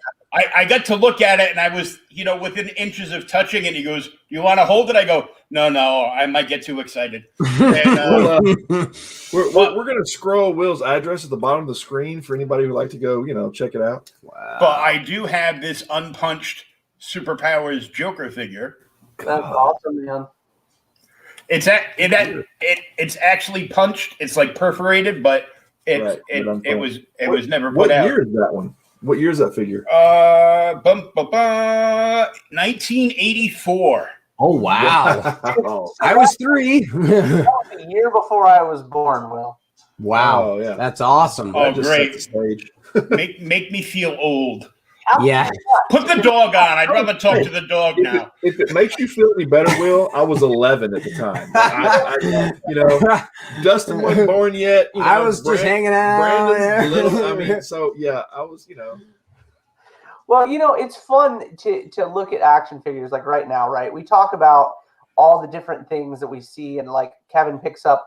I just showed Kevin an original Batmobile the other day that I just had laying around, like not like the movie Batmobile, but like the show Batman. Yeah, get the Joker, the Batman Who Laughs out of here. Is that the DC Direct Batman Who Laughs? Yeah. Yeah. Batman Who Laughs. Yeah. And this was the direct for Zeta Death Dealer. That's awesome, man. Okay, we're gonna go back in time. This is all stuff around the office, so we're gonna go back in time here. Yeah. This Machine. This is before you were born, Dustin. Yeah. Okay, this is Wow. I know a lot about figures and Iron Man. Jeez. Some of the better ones came out before I was born doesn't mean that we didn't get some good ones afterward. Oh yeah. Oh No. yeah, I got. Well, you see the stuff over. Well, kind of. Now it's between us. You see it at the Star Wars panels up there, the AT-ATs and all that. Absolutely, man. That's my thing, man. I love that kind of stuff. So look, I have 4 of them, right? One of them is in my son's room, unpunched, along with the Slave Leia, the original Boba Fett that was recalled because his jetpack thing they thought it was killing people. Yeah, I had one. And I've got another one. Please elaborate on that for a second. Yeah, How does that happen? Give them the story on that. Yeah. It's pretty funny. Now, there weren't a lot of toys that had projectile pieces. And the piece on his back, his actual jetpack, has a missile on it. Okay. You'll see he uses, I don't remember if it was in the original. I know it was shown in the remaster, but he actually fires that rocket off of his back at one point in the film. And when the toy came out, the first one, the small one, not the large one, but the small one, you could actually shoot the missile off of it, like it was loaded off the back of it. And I was like 7. I fired it all over the place. A child choked on it. It was a real big deal. And then all of a sudden it was, a faux pas to have out, and they ixnayed the figure. They brought the figure back out, no longer with the missile that would fire. Yeah. So really it's always one person choking on something that ruins it for everybody. That's fact, especially at a party. It's not good. So but there's a lot of figures in Star Wars especially that were hard to find, hard to come by. And we're not talking like variant color paintings or anything, which is huge in indie figures. A variant color of an action figure, especially in McFarlane, that was not supposed to be that color or whatever. Yeah. The QCs were awful back then. I've got and that's the line of work that I do. So there you go. But the interesting thing is like all the different variants too, like you're talking about. Like I'm a big He-Man collector, right? He-Man was my jam back then. He-Man, Transformers, Absolutely. My cousin was more into the Star Wars stuff. So I would play with it over there, but I didn't really have that much of Star Wars. But I had a ton of I didn't really have G.I. Joe stuff. My other buddy down the road did, which is still a cool thing. Masters of the Universe, though. My thing was Masters of the Universe. Behind, you can't see on this other shelf, is almost all 7 waves, as they call it. I've seen it. Can I touch them and bring one over? Oh, it's there's some they're behind. If you go behind the screen here, there's like 3 or 4 laying out. So those are like the real deal back in the day when I was a kid. And so it's funny, of course, they're small now. Right. You're like, wow, it doesn't look as big as it was when I was 10. Right. You can take somebody out with one. I mean, they're good size. The green guy that's got like moss all over him. I have that guy upstairs. Yeah. This one right here, this is the and now he doesn't have the correct, if you want to get all technical, he doesn't have the correct cape. Doesn't have the correct cape. But that's this figure, when we talk about breaking figures and talk about figures that were choking kids and everything, this figure was kind of deemed kind of bad because he would crack. Like the stuff that makes him glow in the dark would turn colors. Like a lot of them are brown all over. This one's not. And they would like break and shatter because of the paint. So California put a law up for that particular figurine because that's what they like to do. So that was one thing.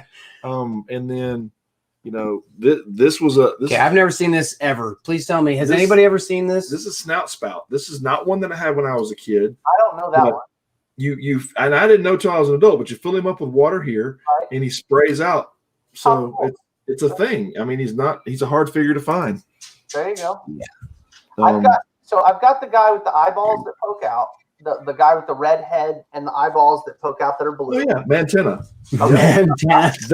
There is versions of him. Like there's certain color switches on the back or a thing. Sure. Absolutely. And that's what I was just talking about. Absolutely.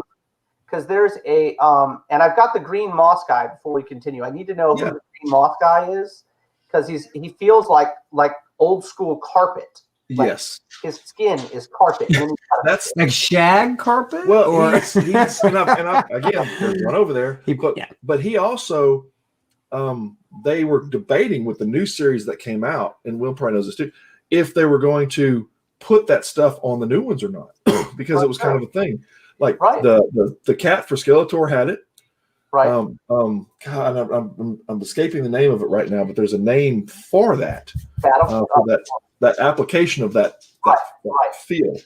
Well, it was the purple cat had it. Yeah, Panther. Yeah, he's got it. So, and Mothman had it. So it's called.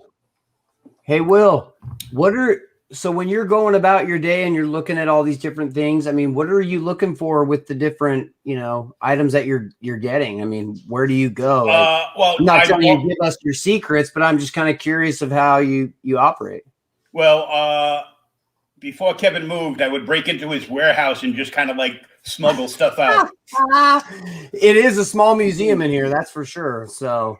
But like, what do you do? How do you search for things? I would buy back in the day. I would buy like certain things off of eBay, and you could put me through a torture chamber, and I wouldn't do business with eBay nowadays. But not release his sources. Great. Conventions, stores. But if I bought from a convention, I was one of those. I don't want to say any bad words but I was a jerk. I was one of the guys that would wait until the end of the convention, and then when they didn't want to bring it home with them, and you bought it for pennies on the dollar, and I would make the offer. See, I would eyeball what products I was looking for, and I would eyeball multiple of the same product from different booths in case they sold. And the hustle. The hustle's real, you know. It is. Hell yeah! The first time I got ASM 129, like the very first time, I've had like 7 ASM 129s, but the first one, I was at a show and I see, man, the Hutch came out really good. They came out really, really good. But the first 129 I got, I managed to get for like $80, which for Brandon, that's a huge 129. And the guy was at Will take it, you know, and he was like, "Hey, look, $80 and it's yours." And I was like, "Okay, sweet." But that was years ago. You know, that was almost 20 years ago. So that book is definitely never. Oh, ancient history, 20 years ago. You know. Hey, Will, I like to frequent like thrift stores, right? Just kind of like the Goodwills and stuff like that. Every once in a while, you'll come across some things. Do you ever find anything at thrift stores or anything that you're just like, really? Someone has this here? Like, you ever find anything like that? All the time. Well, I'm in a wheelchair now, so I don't get out really. Okay. But prior to this, the town that my daughter and I were living in, not too far where my friend has his gym and I used to train with him, there's a huge antique shop. And somebody in the local area, this guy passed away, and he was a huge comic book collector. Oh, my. You're like, gold mine. And his wife just wanted him gone out of the house. I'll take them. And I'll bring my truck. So a dealer gave him like good prices, but then he priced them up as they were all mint. Right. They were not close to mint. Yeah. Have you seen? But there were still great copies, and a lot of them were like, they were like at least as old as Dustin, and And I mean, I bought half of the original Nova run. Nice. Yeah. But all the UK editions. Wow. Now, are you looking at things as a collector, Will? Or are you looking at them kind of like flipped, like to get them out into the audience? Kind of what's your jam on that? Yes, both. Both, yeah. See, that's what I do. But I've become, I don't want to use the word eclectic because that's a little bit, as my wife says, too bougie of a word for me. Eclectic. So I'm not eclectic. Who uses that word? But yeah, that's like triple word score. Yeah, like. But I got really into like custom. Like this is a custom from Mexico. You are not eclectic. You know, let me just say this. I'll just say this phrase. You're an eclector. Yeah, I'll just say this phrase about Kevin. Boy, you so country. Okay. Oh shit! It's become a this thing. is when I'm leaving now. This. Oh Lord! It's too early. Now that's a knife. This is the picture that became a thing on the show that I do with Dustin for the listener. We were doing a game, and I happen to have that picture because it's a picture that was taken down the road from my house. I was not down the road from his house. It's not every day you hear honeymoon and a large knife. No, I'm just telling you right now. If you've heard that, it might turn out bad, but it didn't. So I'm at this store. There is down the road from it, not too far from Dustin's. There is a 4 or 5 story knife store. It's Tennessee Knife Works, and you can find that. But I did not buy it then because I wasn't bringing that on a plane. So they frowned on that. I frowned on it. So when I drove back for our 1-year anniversary, I went ahead and picked it up that time. But the picture you see on Comicradery with me with the knife in the store, that's during our honeymoon. And I went back the next year and bought it. But it's become a thing. It pops up on the show. People ask about it. The role-playing game that Dustin's developing right now, Listen to the Road to Sin, awesome game. It'll be played right after this episode. Show up. So we've determined, Heather and I have determined that's going to be in the back of the book where we do the thank you page. It'll be a image of Kevin with his knife in the back of the book. So you print all the thank yous over that.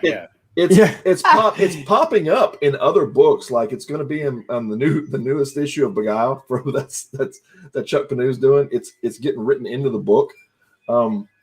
It's become a thing. It was just one of those kind of moments that we were having a show, and I was grabbing different images. I was doing the background thing right. It wasn't like the best thing about it was a spur of the moment. It was fun. Yeah, no big deal. I'm just grabbing a big ass knife. I was going through pictures on my screen trying to find a picture that fit the scene that Dustin was laying out for the RPG game. So I'm flowing through and I'm like, okay, cabin, snow, look, knife, and I pulled that one over, and everybody's like, whoa. That was pretty funny. Oh yeah, absolutely. So it's become a thing. So I brought it for the show tonight because I unpacked it just earlier today. Because as you know, I'm still moving and unpacking. We moved to Washington State. So Will, tell me, my friend, we're talking 100 episodes. Like I was saying at the beginning, that's a lot. So tell us a little bit about kind of. I mean, that's it's a big deal. I don't care what you do, 100 of anything. So congratulations, that's fantastic. So kind of walk us through some things. Tell us a little bit about why you're at 100 and why you're going to be at 1,000. Well, because you got to create content, and apparently I'm a massive content creator. Hopefully someday soon my subscriptions will reflect that I'm a massive content creator. Yeah. I think you're getting pretty well known, Will. I honestly do. I don't think that you're just some, dude that no one knows who you are or anything anymore. You ain't making 100 episodes if people ain't listening, homie. Yeah. Well, I've always been infamous, Dustin. So, infamous. It's a great word choice. It's a little bit before you were born, but we're not gonna. It's a real word. It's. We're not gonna mince words there. We're not gonna talk about decades before you were born. No, we're not gonna. This is going, and I'm okay with it. Because everything still works on my end. So. Well, like I've told many people, including Kevin, my favorite thing to do would be to go to comic shows, and I love the old school comic shows specifically because I am much more comfortable with paying $5 at the door and being able to hang out with a bunch of cool people and meet some local artists and browse bins than I am paying $50 and waiting in line for 6 hours between everybody that thinks it is Halloween. You do get some good scenery though for that money is what I was going to say. So at least you're paying for some good scenery. You get some good scenery, and you usually see quite a few beautiful women. Yes, that's what I'm saying. Yeah, the scenery's worth it. But yeah, no, I agree. Quite a few of them possibly scantily clad. Shaming you for looking, and I'm like, sorry, I was born in the 70s. I can't help bring it. Up real quick. While we're talking about different things, is sponsorships, and sponsorships are one of the things that we like to talk about different groups that are out there who sponsors and how they sponsor and that kind of thing, and getting into the whole monetization aspect of it. And I want to point out the fact that right now, airing same time we are, is Friday Night Draw. So make sure that you mark that down, mark it in your deal, go back to it, check it out. You want to make sure you get out there and watch that show. It's a show set up to where they're just drawing, talking comics. Sean and Rodney, great guys, and you can buy artwork from it, right? You can sit there. They're drawing live on the spot, right? They're live on the spot. Wow, and it's kind of like it's right there. You're drawing it. You're either laying it down or you're not. That's really wow. That's impressive. Yeah. So then they go, like I said, you can buy the things afterwards. But again, a great show. Thursday night, Friday nights. Again, that's Thursday night, Third and Friday Night Draw, sponsored by NSC Live TV, which also sponsors us as well. And then also sponsors, again, Will's show. So it's kind of a nice little tie-in all together. Will is also on the NSC Roadshow Tour, which is a collection of podcasts from all over the world that creators get to go on and expand their voice and get that global impact that they like to get for their books. So we love having him on the show.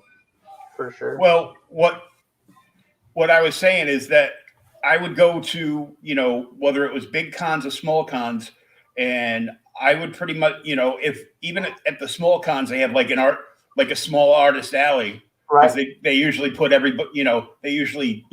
vendors here, comics vendors here, toy vendors here, artists and creators, and whoever else creativity, that fits that in that bill there. Whether it's like small press publishers or whatever, they usually put them in the middle. Right. And I would just head to, whatever kind of artist alley they had, and I would just talk to everybody. Absolutely. Well, I'll give you a $5 con story real quick. My cousin is the one that really got me into comics when I was younger. Tim Harris, and Tim Harris is part of the whole NSC and Ink crew, and got me hooked on Silver Surfer at an early age. And then, I should write a book on the places and the cons and the people he's talked to. And it's a $5 David Prowse story. So he is going through and spending money, as we all do, left and right on signatures. And you're like, okay, should I buy some food and eat for this afternoon, or should I go and spend the rest of what I have and get this certain signature that I can only get right now? Right? They charge you for signatures? Yeah. It's really? Absolutely. Are you kidding? Okay, really? That needs to be discussed. They literally are charging for signatures. Before you knock anybody at shows and in comic books, you have to realize that, especially writers, okay, I just put $6,000 down to do my first book. All right. Yeah. Now, I don't charge anybody for a signature because I'm on that wavelength where a signature to me is just a signature. You know what I mean? I'm not that guy. But there are other people. I'm that guy. I'm a signature junkie. They covet those. You know what I'm saying? They really do covet your signature, and their favorite writers, and their favorite authors, and everything else. So my thing is, what a lot of people don't know is you see these guys are making money hand over fist when they get these signatures. But what you don't know is the show providers are taking a heavy percentage. Okay. All right. Okay. So everybody's getting a rip somewhere. Yeah. Okay. So I've run 2 shows. All right. So when you go to a show, when I offer you a table, like as a famous individual, I'm letting you know you're paying me X amount of dollars after that show. So whether you make that amount of money or not, it's a back and forth, a tit for tat. Hey, I believe you'll make this much. I want this out of it. You know what I mean? Well, sorry, didn't mean to tangent you there. It's just an interesting. You just don't see Major League Baseball players. You don't see football players. You don't see anybody saying, "Hey, I'm going to charge you for my signature." So I just thought it was an interesting. I've brought Brandon into this whole movie and comic book world, so he's like checking these things out. Yeah, so, for sure. So when you like, if you had Wayne Gretzky sign something in front of you right now, this thing is, his signature means jack shit unless somebody comes in and approves that his signature was done. Okay. Yeah, authenticates it. Yeah. It doesn't work like it used to be, where you could go in and you would get it signed and you'd have the shop or whoever was there give you an approval slip that it was signed. We used to have those when we were kids. You know, they'd be like, shop, hey, look, we verified that signature. This shop says it's cool. Here's the printed copy, whatever. Okay. Now you have to, like, we work with CGC. Like, if you can look us up, we're in the registry for the listener and everything else. But if I sign a book, I literally have to send a mailed letter. I can't email it. I can't nothing. Postmark. I signed this book, like every single one of them. So now, so now I'm paying for the postage. I'm paying for the postage. I'm paying for the documentation. I'm paying for them to say, hey, look. To authenticate your own signature. Absolutely. Yep. No joke whatsoever. So that makes sense. If they're charging, you charge $50 for a sig, and then by the time you get done shipping it and getting it notarized, you're down to $10. So I guess that's how it works. And it's the sad thing is now, like Will and Kevin can both attest to it. If I tried to sell you a book right now in this day and age, with the way that buyers are, because buyers are very different now, you know. So if I tried to sell you a book, even with a COA with it, you know what I mean? If it was not done by CBCS or CGC, people are going to go, it's not his signature. Yeah, Fight it and day and night. We're the only ones that can authorize. Doesn't that seem a little bit centralized? But that's the market. that's the business. And I get those types of things. Yeah, You go. It's like it's having your hands around the neck of the market. So when yeah, It is. The crazy thing is, like there's some things that growing up that I got, in front of Stan Lee, got a Spider-Man sign. Is it CGC? No, I was there. Yeah. So it's a personal thing to know. me. Same thing with like Neil Adams. I sat down, Neil Adams, got something signed. So all the different ones, and I've got a whole wall. I'm going to show it in a few episodes. I've got a wall of signatures. Like I said, I'm an autograph junkie. Have been since I was a kid. Baseballs, movie memorabilia, photos, you name it.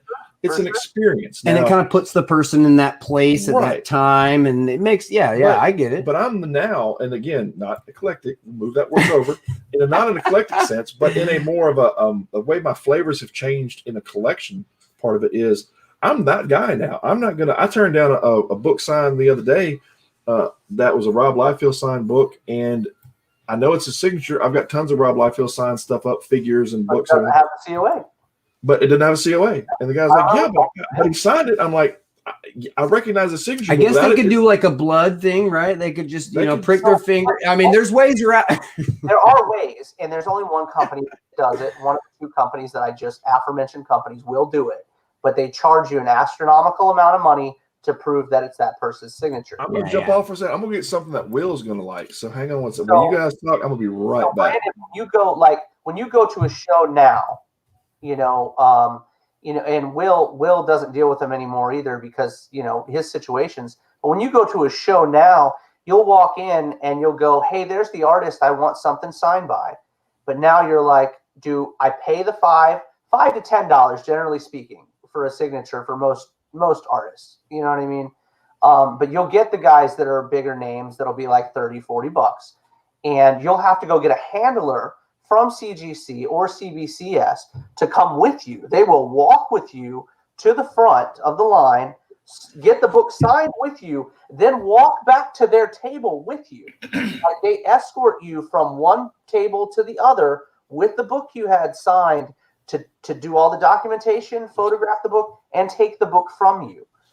So they'll send it from there.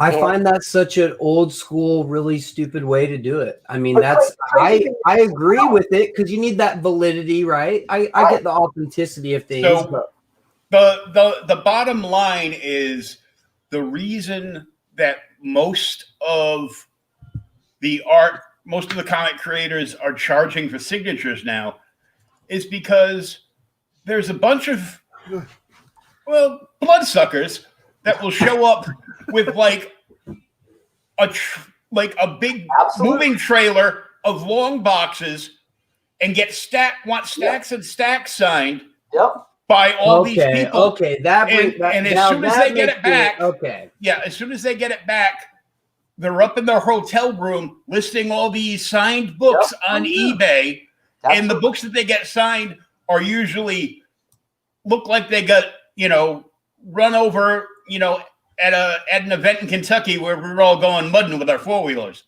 Oh no. What has Kevin got? Kevin's got something back there. Yeah. I'm actually curious about this myself. Oh yeah, I saw that. That's dope.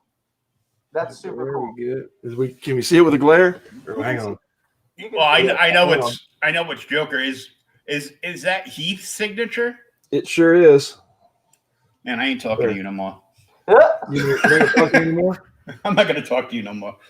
See, now I got to whip out original art because it took me 2 years to find this. Damn. Hey, Will, I was going to ask you, my friend. That's a hell of a name to get on Twitter and all that. Why Joker fan? I guess first off, and like I said, that's a good one to get as far as names are concerned. Since I was the first thing I saw comic book wise, of course, was reruns of 66 Batman. And like Adam West, are we talking like the old school? Okay. Yeah. You're talking Cesar Romero is what we're talking about. We're talking Caesar. Even better. Yeah. Even better. And I'm going to show you two pieces, and then you're going to excuse me for a second and talk amongst yourselves, and then I'm going to bring something back that's going to make Kevin jealous. Why are you trying to one up? Is this the one up show now? Is that what we're doing? We got a museum here, Will. Oh, yeah, we can. Gotta be careful. Damn, Gina. So this is an original pencil sketch from Ken Hunt. Why are you touching it? No. Why do you have gloves on? God, Will, you know better. God. Yeah, I'm not even going to play this game with you guys. This is going to be a different. So this is a pencil sketch I got from Ken Hunt at the very first Rhode Island Comic Con, and he was sitting next to the late great Alan Bellman. Jeez. So I got like this huge history lesson from Alan, and then I was asking what he was charging for some of his Captain America pieces. I said, "Oh yeah, I didn't bring that much money with me." And when I say that, keep in mind I had like $4,000 in my pockets in cash. Well, the stuff that's around Dustin right now will blow anything away that we have between the both of us. Okay, so he can sit back and say he's not going to play this game because he owns the game. Okay, are you just being conservative, Dustin? Look. Comic shop owners aren't allowed to play this game. Okay. Yep, you're out, bro. Damn, bro, that is legit. This was the last sketch I got before I went into my coma. This was Batman Day. Oh, that is fantastic. We'll play one. Dustin, don't play. Okay, go ahead. and he's off. Yeah, and whatever. This artist was a guest at Hall of Heroes, just south of Boston on Batman Day, and the store paid him an exuberant amount of money to do free sketches for the fans there that day, and then they had to limit it to one sketch per family. That's incredible. This family with 5 kids got in line, and they each wanted a different Power Ranger. Hell no, Dustin, what are you doing, bro? That's the Hellboy. We talked about this last night. This thing is impressive. Like 75 pounds. Yeah. Oh wow. Yeah. Yeah. That's how many were made, Dustin? Again? Hold on. Let me look at the bottom. Don't hurt yourself. Yeah. Dustin gets taken out live on the air. Yeah. It's number is to blame. Number 6 out of 1,000. How much? Number 6 out of 1,000. Oh wow. That's pretty good. Yeah, it's dope. I'm gonna put it back because I'm gonna break my back. You can reach down. And I found this while I was looking through boxes. Yeah. Oh yeah, we could do this. We could do this all night. Is this the museum show or like? No, this is fantastic. It's incredible. I think that Will, and maybe you can attest to this. I'm a little bit younger, right? Yeah. People need to, I guess everybody, old, young, everybody needs to fully understand that this was drawn on paper. These characters were literally drawn. And then they transform. It's amazing. It's so cool. Wow. Then you got Chucky with, fuck, man. So that's Chucky. We'll play this game, but we're going to play it on a different show. I think this is the one-up show. I think this is what it is. This is going to be, this is the... Jeez. Different show, though. This is just, wet your whistle for another show that we do. And we'll invite Will to do it, and it'll be a lot of fun. But, yeah, I'll get done with this. So I think I'm going to dress my son up as Chucky for Halloween this year. His hair is appropriate. I think that would be I got one more. Pretty sweet. I'm going to end on this. Oh, and the Spectre that I put up is a glow-in-the-dark version. Oh, wow. So I'll keep them in there so I don't eat the flakes when they turn brown like that. This is so cool. The last thing I'm going to put up because Kevin's just going to be like, hey, by the way, I'm going to end on this. This is, I don't know if you can see with the glare. You can kick it off for a second. Awful. Okay, that is an original page. Is that local? Drawn and inked from Local Hero. Hey, get out of here! That don't count. Yeah, it counts. It counts. Can't count when you hook them up with the mark. It just doesn't. Oh yeah. Will's out of here. He's like, F this. His man. I'm gonna go. I'm gonna grab. You wouldn't get to use my books. That doesn't count. Oh god. See, you guys. It's Comicradery. This is not the comic one up. Okay. Okay. You're in the driver's seat. Look at this. If we're gonna go old school, Oh man. and this is not worth any. This isn't worth any money. This isn't worth. Oh, that's cool. I like the alien. We'll start talking about cool stuff. Look, this. Well, I'll wait till you get back and I'll show you this. Yeah, Will just found someone. Yeah, Will's gonna one up us all. That's what it is. So Dustin's a former. Oh, it has a brick and mortar. So here, I'll wait till Dustin sits down. I'll show him this one. While Will is going to blast us all. Because size matters, right? This is.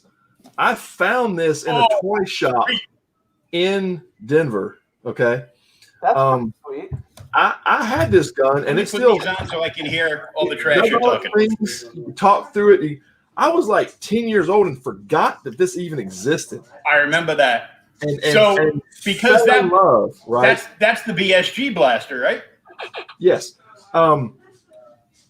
Yeah, this was one over at Gnarly Toy Shop in Denver, and I just fell in love with it. I mean, it's not like it's not worth a lot of money, but it means something to me because I was a kid. I don't do that. I don't do that. Over there at one of my tables is a 1970s board game of Battlestar Galactica, and none of the tokens or pieces have ever been punched out of the cardboard. Wow. See, that's how you know that you're a diehard fan. Like, you're not just a fan; you're like that fanboy fan. You know what I mean? Okay, you ready? No, that's a critter, and you're not. What do you have over there? This, if you read it. No, that's that Neil. That's no. That doesn't count. We're not doing that one. Foul on the play. That particular piece will make me go upstairs. I'm not playing that game with that. Oh Lord, he's gonna. This is the Artist Signature Series action figure exclusive Batman Hush by Jim Lee. It has an original tip-in plate, penciled by Jim Lee, signed by Jim Lee. Whatever. Whatever. Sit down, son. Sit down, son. Oh, just hush. Just hush. It's got the cert signed. You'd be glad you only got so many more minutes. Yeah.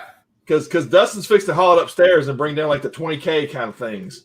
That's gonna we're game over. We're gonna bring down graded. Well, Dustin was getting mad. One of the Batmans jumped out. Don't mess that thing up. I keep telling you not to open that thing. I believe the whole audience cringing right now. People are sweating. Right. I believe I've told him not to open that thing as many times as he's told me to go back to work. Yeah. Oh.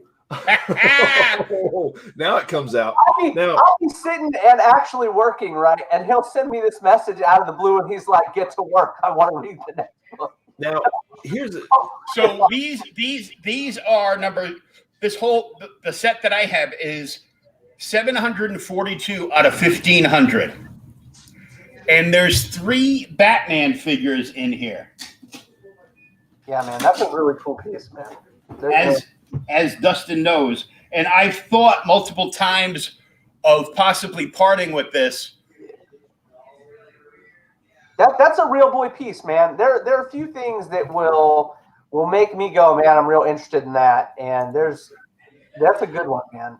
That's a nice set to have. Yeah. So here is the prototype sculpture. Is that one of the molds? Yeah, that's the proto Batman for Hush. Yeah. Yeah, he's got some sweet stuff in there, man. And then we have the rubbery cape. This is the test. This is the test. He's going. He's going. I'm just okay. We thought he was going up to the vault. There is not enough time for me to slay you old men. You know what I mean? Oh, one swoop, and we're all done. This is the test shot figure. That's a really cool piece, though, man. That is something that you can say that's a part of history you have right there. I mean, and this is the paint variant. This is a variant paint. That's a real serious piece, man, and that's something to be proud of to have. I think that you've shown me a lot of really cool things in the past like half a year that I've known you, and that particular piece is probably the coolest thing I believe you've shown me. I think this is the most money that I've ever spent on like one single item. Yeah. Like item, not a comic well, I remember book, you didn't even realize that was an original Jim Lee when we first talked. Oh yeah. I mean, how cool is that, man? What a surprise to see. Realize. I just thought it was, he drew one and then they made copies of him and just shoved them in there. And he's like, goes, dude, that's an original Jim Lee sketch with a signature on it. When we're talking about, going to the shows and spending money and stuff, Tim, again, back to that story, was at a show. And again, he had exhausted his money. He had $5 left, right? And he was at David Prowse booth, and he was like, I'd really like a signature. And how much are signatures? The signatures were like $10 at the time. Tells you how far back this was. And so he cut him a deal. Vader cut him a deal and gave it to him for the $5 that he had left. That was his last $5 was that David Prowse. Those are the stories that people need to hear. Those are the stories that we need to encourage people to listen to because they make people want to go to shows. And people are like, it's a $50 ticket to get into a show. That's cool. Like I said, I totally get it because they're charging all these people to be at the show. It's not like Neil Adams gets in the show for free. You know what I mean? He goes to make money just like anybody else. And, they pick his pockets clean too. Because of the fact you're renting out entire hotels and venues for these shows. I think we were at over $115,000 for the little one we did in Jacksonville. And it was like, you hate to charge people. You really do. But it's like, hey, look. You're pricing this for signatures. You're doing this for this. This is how much you're doing. You know what I mean? And it all adds up so quick. Now, one of the things that this is just on a personal note, and again, that's what we're here to talk about these things. What really impressed me back in 2010, I was this is back when Walking Dead was the height of its deal, right? It was popular. It was out there. Everybody wanted to be in front of it. I was at a comic show with my two boys and a good friend of mine I grew up with and his son. We all got together and went to the show all 3 days in New Orleans. My sole purpose in that show was to not only educate my kids and show them some things, but for me was to get Stan Lee's signature. I had never met him before. Right. That was my thing. And I told my boys, look, we're here for 3 days. Let Dad get his geek out of the way. And then once Dad does, the rest of the weekend is yours. We go do whatever you guys want to do. I just want to stand on this line at like 7 o'clock in the morning. And, here comes a little old man himself, high water pants, a little hunched over, smile from ear to ear. I completely, of course, geeked out in the moment. I shook his hand, told him I liked his work. I remember bits and pieces, kind of like a car wreck. You retain part of it because the rest of it you're in shock. But he was real nice to meet. And then again, I can't say enough about the first time my son met Norman Reedus. Right. Norman Reedus is an above board kind of guy when you go to meet him. I've met him, 6 or 7, 8 times now, I forget. But that was the first time I met him. And my son was there to meet him. And my son took a picture with him. And we're walking, and Dustin's heard this story. We're walking out of the Comic-Con at this point for that, I think, second day. And he's carrying it like it's on a pillow. And because I told him you can either get your picture with him or you get something signed. That's kind of an either or. And as he's walking with this thing on a pillow, I look over and I was like, wow, this is kind of like a moment for him. So let's do something about that. I looked over and said, you want to go get it signed? He's like, wow, yeah, can we? His eyes lit up. So we bring the photo to the booth and we get in another massive line. And there's probably another 1,000 people behind us. And Norman did not rush him. My son's 10 at the time. Talking to him like we're talking. He said, hey, man. He said, what's your name, little man? He said, my name's Norman. It's not that cool, but what's your name? So Mason's my son's name. He wrote, my youngest, he wrote Mason's name on there, and they just jammed and just talked for like 10 minutes. There's 1,000 people behind us. Yep. He didn't rush anybody before or after us, just talked and just was cool about it. Every time I've ever met him, he's been that way. Stand-up guy for sure. And that's the kind of stuff that I think everybody is jonesing and missing right now, right? That interaction. It's just, it will come back in time. But I think the virtual part of cons, I think, are now a thing, right? I think it will attach itself and is part of the whole con experience. So it's there now. Yeah, it's not going to go anywhere. I mean, like I can say right now, I'm really excited. I'm fairly certain our booking for ICC is a go. We'll be at ICC in Nashville next month. Fairly certain. We'll see. As long as things go out the way they're supposed to be planned. But come hang out with me. But at the same time, come see my get online, check out our shows Fridays. You know what I'm saying? Check out the listener. Check out Comicradery. It's so much fun, right? Because there are things that you get to do online, like right now, that you don't get to do in the regular show. There's no handler that's stopping you from. Kevin's not going to come and beat you with a stick if you try to message me online. You know what I mean? It becomes a cool thing to where we can, not say that we get to talk to everybody we would like to, but we do our best to reach out to folks as much as we can, and to give people a good experience. Like with right now, we did the tickets for Road to Sin. So they were $75. You got a CGC copy of When Winds Weep. When it comes out, it'll get mailed to you at no cost or anything. So you get your CGC copy book when it comes back to me from them after it gets graded. But and they get to hang out and they get to talk to us and ask questions and BS about the book and BS about the game and whatever else. And they get a 3-hour time period just to sit and shoot the stuff. And I don't know any con that I've ever been to that I wasn't a VIP in. Did I actually get to just sit and enjoy company without a handler coming up and go, okay, you've had your 15 minutes. Yeah, somebody else needs 15 minutes. And I think online gives us the ability to reach out and speak to people and be more personal than it does at a show. And I'm not saying that I'm the bee's knees or anything like that. I'm trying to use lingo that you guys will understand. I'm not saying that I am, but there's a line, right, of what we can give you that's so much better as an experience and so much more personal than we can if you're standing next to us at a show. Because we can give you that. Here I am. I'd love to talk to you. Let's talk about the book a little bit. I'll answer any questions you got. I'll sign stuff for you. I can do it right here while we're talking. I verify my own stuff, so you're guaranteed to get what you want. And it's just so much more personal. It's a better experience for con goers. Unless you want that, the con funk, all the other stuff. And we have something to do with con funk. We have the soap you can pick up at the listener. It's a $10 add-on. Smells like whiskey, gunfire, and campfire smoke. You know what I mean? So that's really exciting. Takes all your con worries away, and they're about to start up again. So, hi, Facebook user. How are you? There's a lot of there's a lot of pros to being at shows and stuff and getting to say hello and stuff.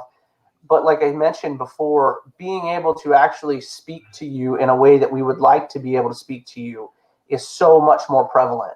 If Brandon comes to me and he's like, hey, I'd like a signature at a show, I literally have like a minute and a half to sign this and he takes it, versus online, I can go, hey, Brandon, what's up, man? What would you like me to write on here for you? I'll take care of it. We'll have it in the mail tomorrow, whatever. And it's just a more personal experience.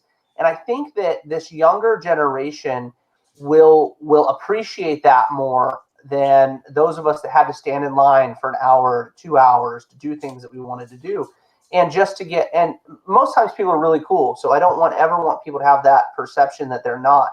Most of the time when you stand in an hour-long line, they get it. You know what I mean? Yeah. There. And you're amongst people that like what you like. So you strike up conversations, you make friendships. You may talk to somebody at a show, you become friends, exchange email addresses, IMs and whatnot, and you talk to them for years after that. Absolutely. And Facebook makes it a whole different world, right? Like since we published our first book, I got bombarded. Like my Facebook got bombarded with people. And 9 times out of 10, they're cool folks. You know what I mean? But that other one is like, I'm going to eventually hire one when I get to be where I want to be at, an assistant that handles either that, or we're going to get, another title for somebody else at Inc. that handles media where people are like, you know, when that stuff starts sneaking up on me, I've got one thing to deal with, and I'm out. Hey, Dustin, do you need car insurance? You know, through Facebook Messenger? Shut up. You know, I mean, and I don't need gems or anything like that either. And my kids don't need your funding for college. You know, I got somebody right now that's been chasing around because, of course, you know, we blast all over the world for all the creators that we do for Ink. I've got people right now, and I finally put a stop to it. You know, knock on wood, as they say. I had someone snooping around in some of these Kickstarter places that were, and I got nothing against Bitcoin. Don't get me wrong, but when you attach your Bitcoin ad to something we're talking about for somebody else, I'm not cool with that. Right. I'm not, you know. And they were doing it for somebody else, like it was a third party. And I traced it all the way back to the person who owned the business. I was like, hey, by the way, do you know your people are doing this? And of course, they acted aloof. What do you mean? I cannot believe such a thing. And I was like, no, here's a copy of the ad. Here's a copy of my post. Here's a copy of your person associating and attaching underneath my post and just kind of trailing along with it. So you still have to be on the defense of that kind of stuff, which is sad. Absolutely. You know, I have to jump this hurdle with people, and I'm glad you brought this up. We're not a bot, right?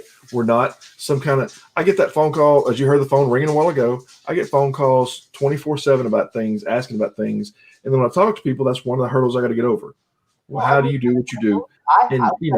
You had to do it with me as well. I mean, it's because when you first do your Kickstarter, oh my gosh, there are 100 people that want to represent you. Yep. There are 100 people. And then not only are there 100 people that want to represent you, 99% of them are not real to begin with.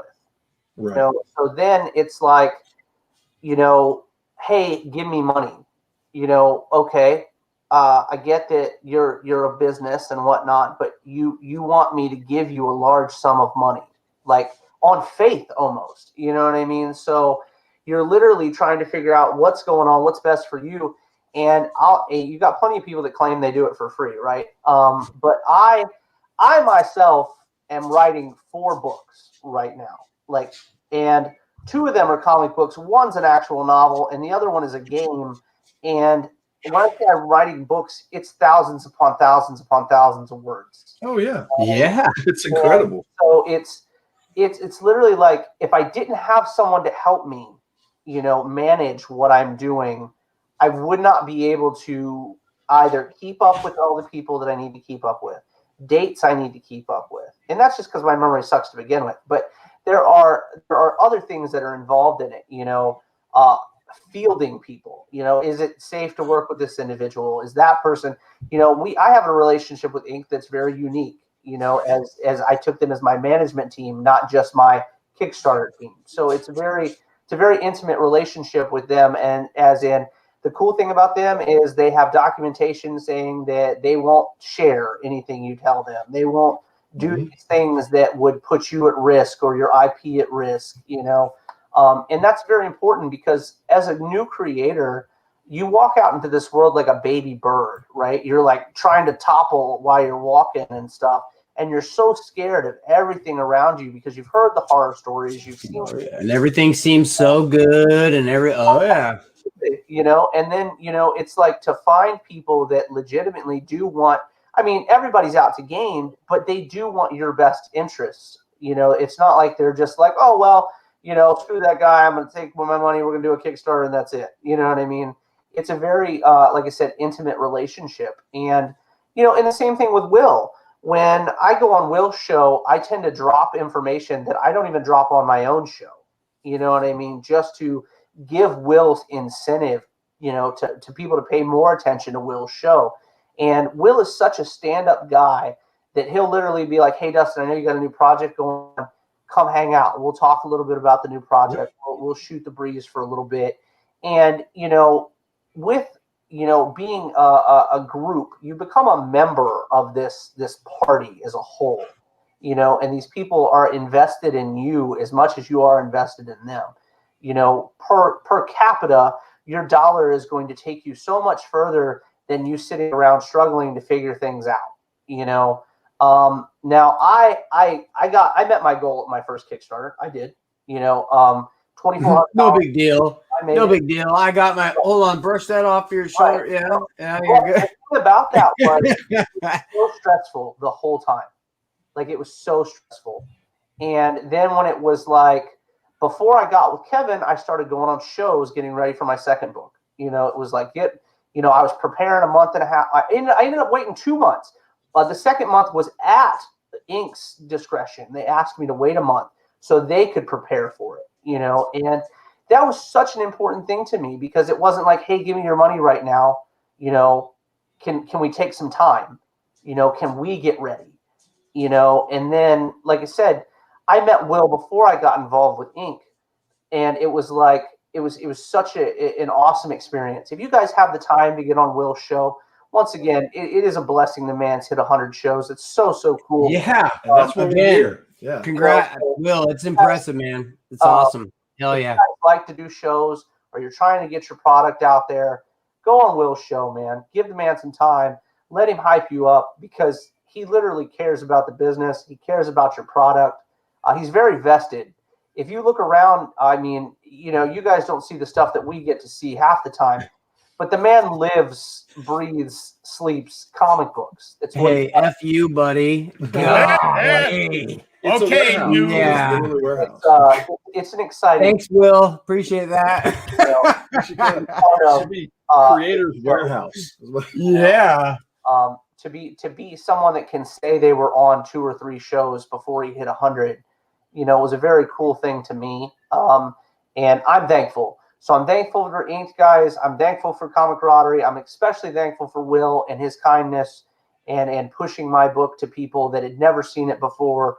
But I'll say this. If you guys need help with a Kickstarter, if you guys are curious, make sure you get with Ink. You know, it's not about the money. It's about the road show. It's about the talent. It's about the artists, you know, and the writers are treated just as well as an artist. Don't think the drummer of the band gets left out. You know what I mean? So, you know, check out Will's show. And if you're curious, reach out to Kevin. If you're curious to be an indie creator, and these are the guys you want to be involved with. 100th episode tonight. 100th episode tonight, and all I can say is, oh, what a yeah. Dude, that's awesome, man. We'll be dropping in. Yeah. Like I said, 100 and then 1,000, right? We only got 900 more to go. No big deal. I'm still gonna keep going. Yeah.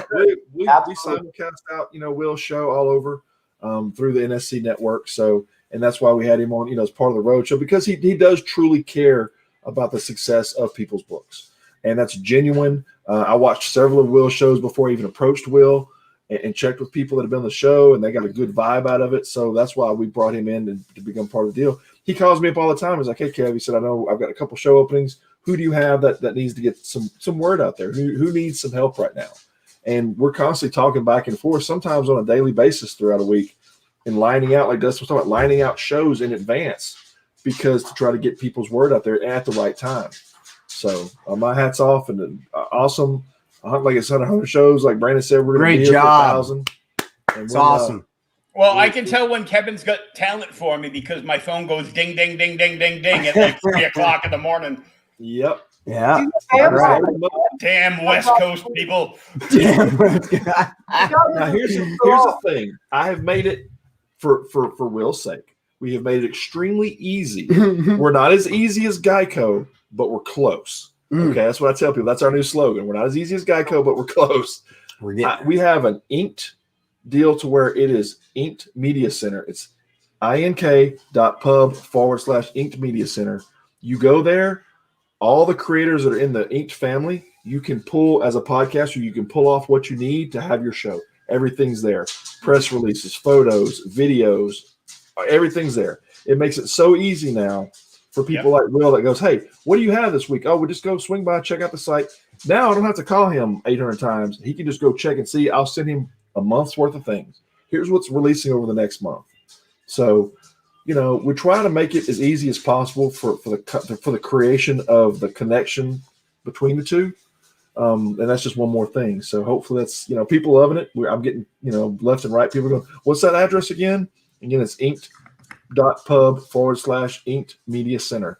And you go in there and all the banner on. Oh yeah. It's and all the things are there for you guys. So hey, Will, can I ask you just to kind of sound off on this? Can you tell us your why? Why do you do what you do? I'm curious. I've been a comic fan since 1974. Growing up in the 70s, I used to go to church with my mother every Sunday, and I used to walk with her from the house across the main road to a family-owned pharmacy that had a spinner rack in the middle. And if I hadn't been a little demon that week, I would get to pick a comic book out. So for the most part, or after church. This is before church. I could get the comic, then we go home, and I'd be like this waiting to get home after church so I could read the bloody comic book. But I could like flip through it and say, oh, cool, and that's where I fell in love with the old Legion of Superheroes title. Of course, Batman a Detective. I bought a volume 1 of Peter Parker's Spectacular Spider-Man off the rack right there. I discovered some other cool characters because I loved the whole Brave and the Bold series. And so I discovered Black Lightning and wondered why Super Friends kept calling him Black Vulcan. And other characters like the Creeper became like one of my favorite characters because I picked up an issue of Detective, and it was the first issue I bought with money that I earned. Nice. And it was Creeper kicking Batman backwards towards like a lion cage or something. They were fighting in the middle of Gotham Zoo on the cover for whatever reason, but it was still a cool book. And now I've got like 2 or 3 copies of Creeper's first appearance in Showcase 73. Wasn't that the outfit that was yellow with like the green, like green and red, and it Did you ever read? Did you ever read the origin of that? No, I didn't get into DC, man. No lie, I didn't get into DC till I was probably almost 30 years old. I was a big Marvel fighting words, Dustin. I was a big Marvel fan. Yeah. Will's gonna come after you on that one. It's like Ford and Chevy, man. That's a discussion for a whole other show. How dare you, man? And I'll tell you this: you laugh, but I've probably got one of the best Green Lantern collections in most people I know, and most people we know. So, and that's just because of the fact that I used to buy so much. And books would show up that were, off the wall and wild and hard to find. You're gonna come with me one day. We're gonna fly out. We're gonna go to Denver, and we're gonna go to my old comic shop. Mile High. And I will show you some Green Lanterns that you would just. You probably have a couple of them, but man. It's exciting. Collecting comics is exciting. It's an important thing in this culture. We need to promote reading more than we do. And we need to take a look at where we're going as a people with comic books in general. So right now, this can tie into a whole show in itself, but there are a lot of things going on in this industry right now that 40 years ago would have been considered massively shameful. So with the indie market now, we're bringing about a new regime, almost a new group of folks that are coming in. Because it's not just guys like me, right? It's not. It's big dudes, like heavy hitters that are coming out of the woodwork and going into indie work, just like McFarlane did. You know what I mean? It's the same type of thing with a different generation. They're walking. I'm gonna tell you what, nail on the head. Justin Gray, who I've been a huge fan of for years, Jonah Hex, writer. He got back into it. Really never left, but got back into it in the indie side of it. To do the stuff that he wasn't allowed to do in the mainstream side. So there's that coming out there now. And we have one of our cover artists and who's doing interior colors for our next series. He's been on Marvel, he's been on DC, he's been on Zenoscope, and now it's like, hey, look, this is where I want to be, this is where I enjoy being, I choose to be here. And some of them always stay. Like, I met Stephen Butler when I was probably 16, 17 years old, somewhere in there. Maybe, I don't think I was 18 yet. And I was at my local comic shop, I met him and Peter David before Peter David was Peter David. I always say, right. Him and Peter David were side by side at my local hometown comic shop, right? And we didn't have comic shops until I was about that age because, like you said, we went to either the pharmacy or the 7-Eleven or a whole lot around. Yeah, or went into the hospital. It was in the gift shop. I mean, that's what you had to do. But so I got a Silver Sable 1 signed by him. And then Peter David, I want to say the number off the top of my head. I want to say 371, the green Hulk, the Professor Hulk that everybody wants. I have that signed right in the center by Peter David to me. Silver Sable signed to me, and then he signed a Spider-Man 2099 and then an X Factor. I pulled all 3 of those books out of storage the other day, and they're all, if they're not Gem 10s, I mean, it's incredible because they've been in a box for 30 years. Now, I talk to Stephen from time to time and we check in with each other. And he's showing me all the time the stuff he's doing. He was a young artist, a new artist at that time, and he has been in the business and been a freelance all this time. He does the White Widow stuff over Polito stuff. He does, he jumps over and does some Marvel stuff. He just moves around as a freelancer and stayed that way the entire time. And that's how once, any talent makes their name, whether it's an indie or small press or the big dogs, they go completely 100% freelance. Yep. Oh yeah. Well, and I think pick and choose the products. I had this conversation with Scott Hanna, who is an awesome dude to talk to. He's like the nicest guy in the world, and he was teasing me with like this huge painting of Joker he had behind him the whole interview. So. The whole show, he's doing it on purpose. That's horrible. I'll show him. But I got like 1 million books with him working on it. He's worked on everything. And Justin Gray, I loved his Hex run. Right.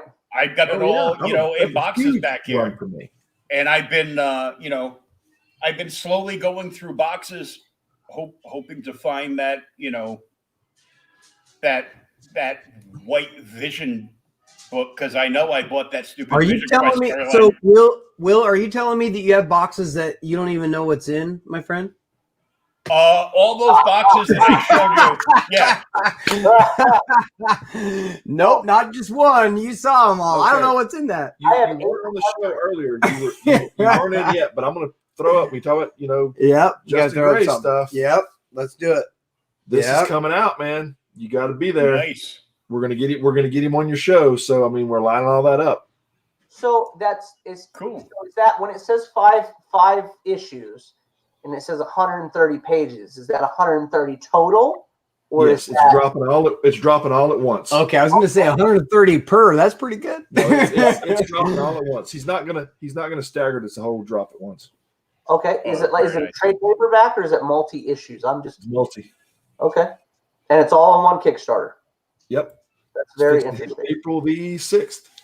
Very interesting. You guys got to check that out. It's going to be a lot of fun. I know you got to get ready for the next show, or whatever. You got to get ready for your Hunter show.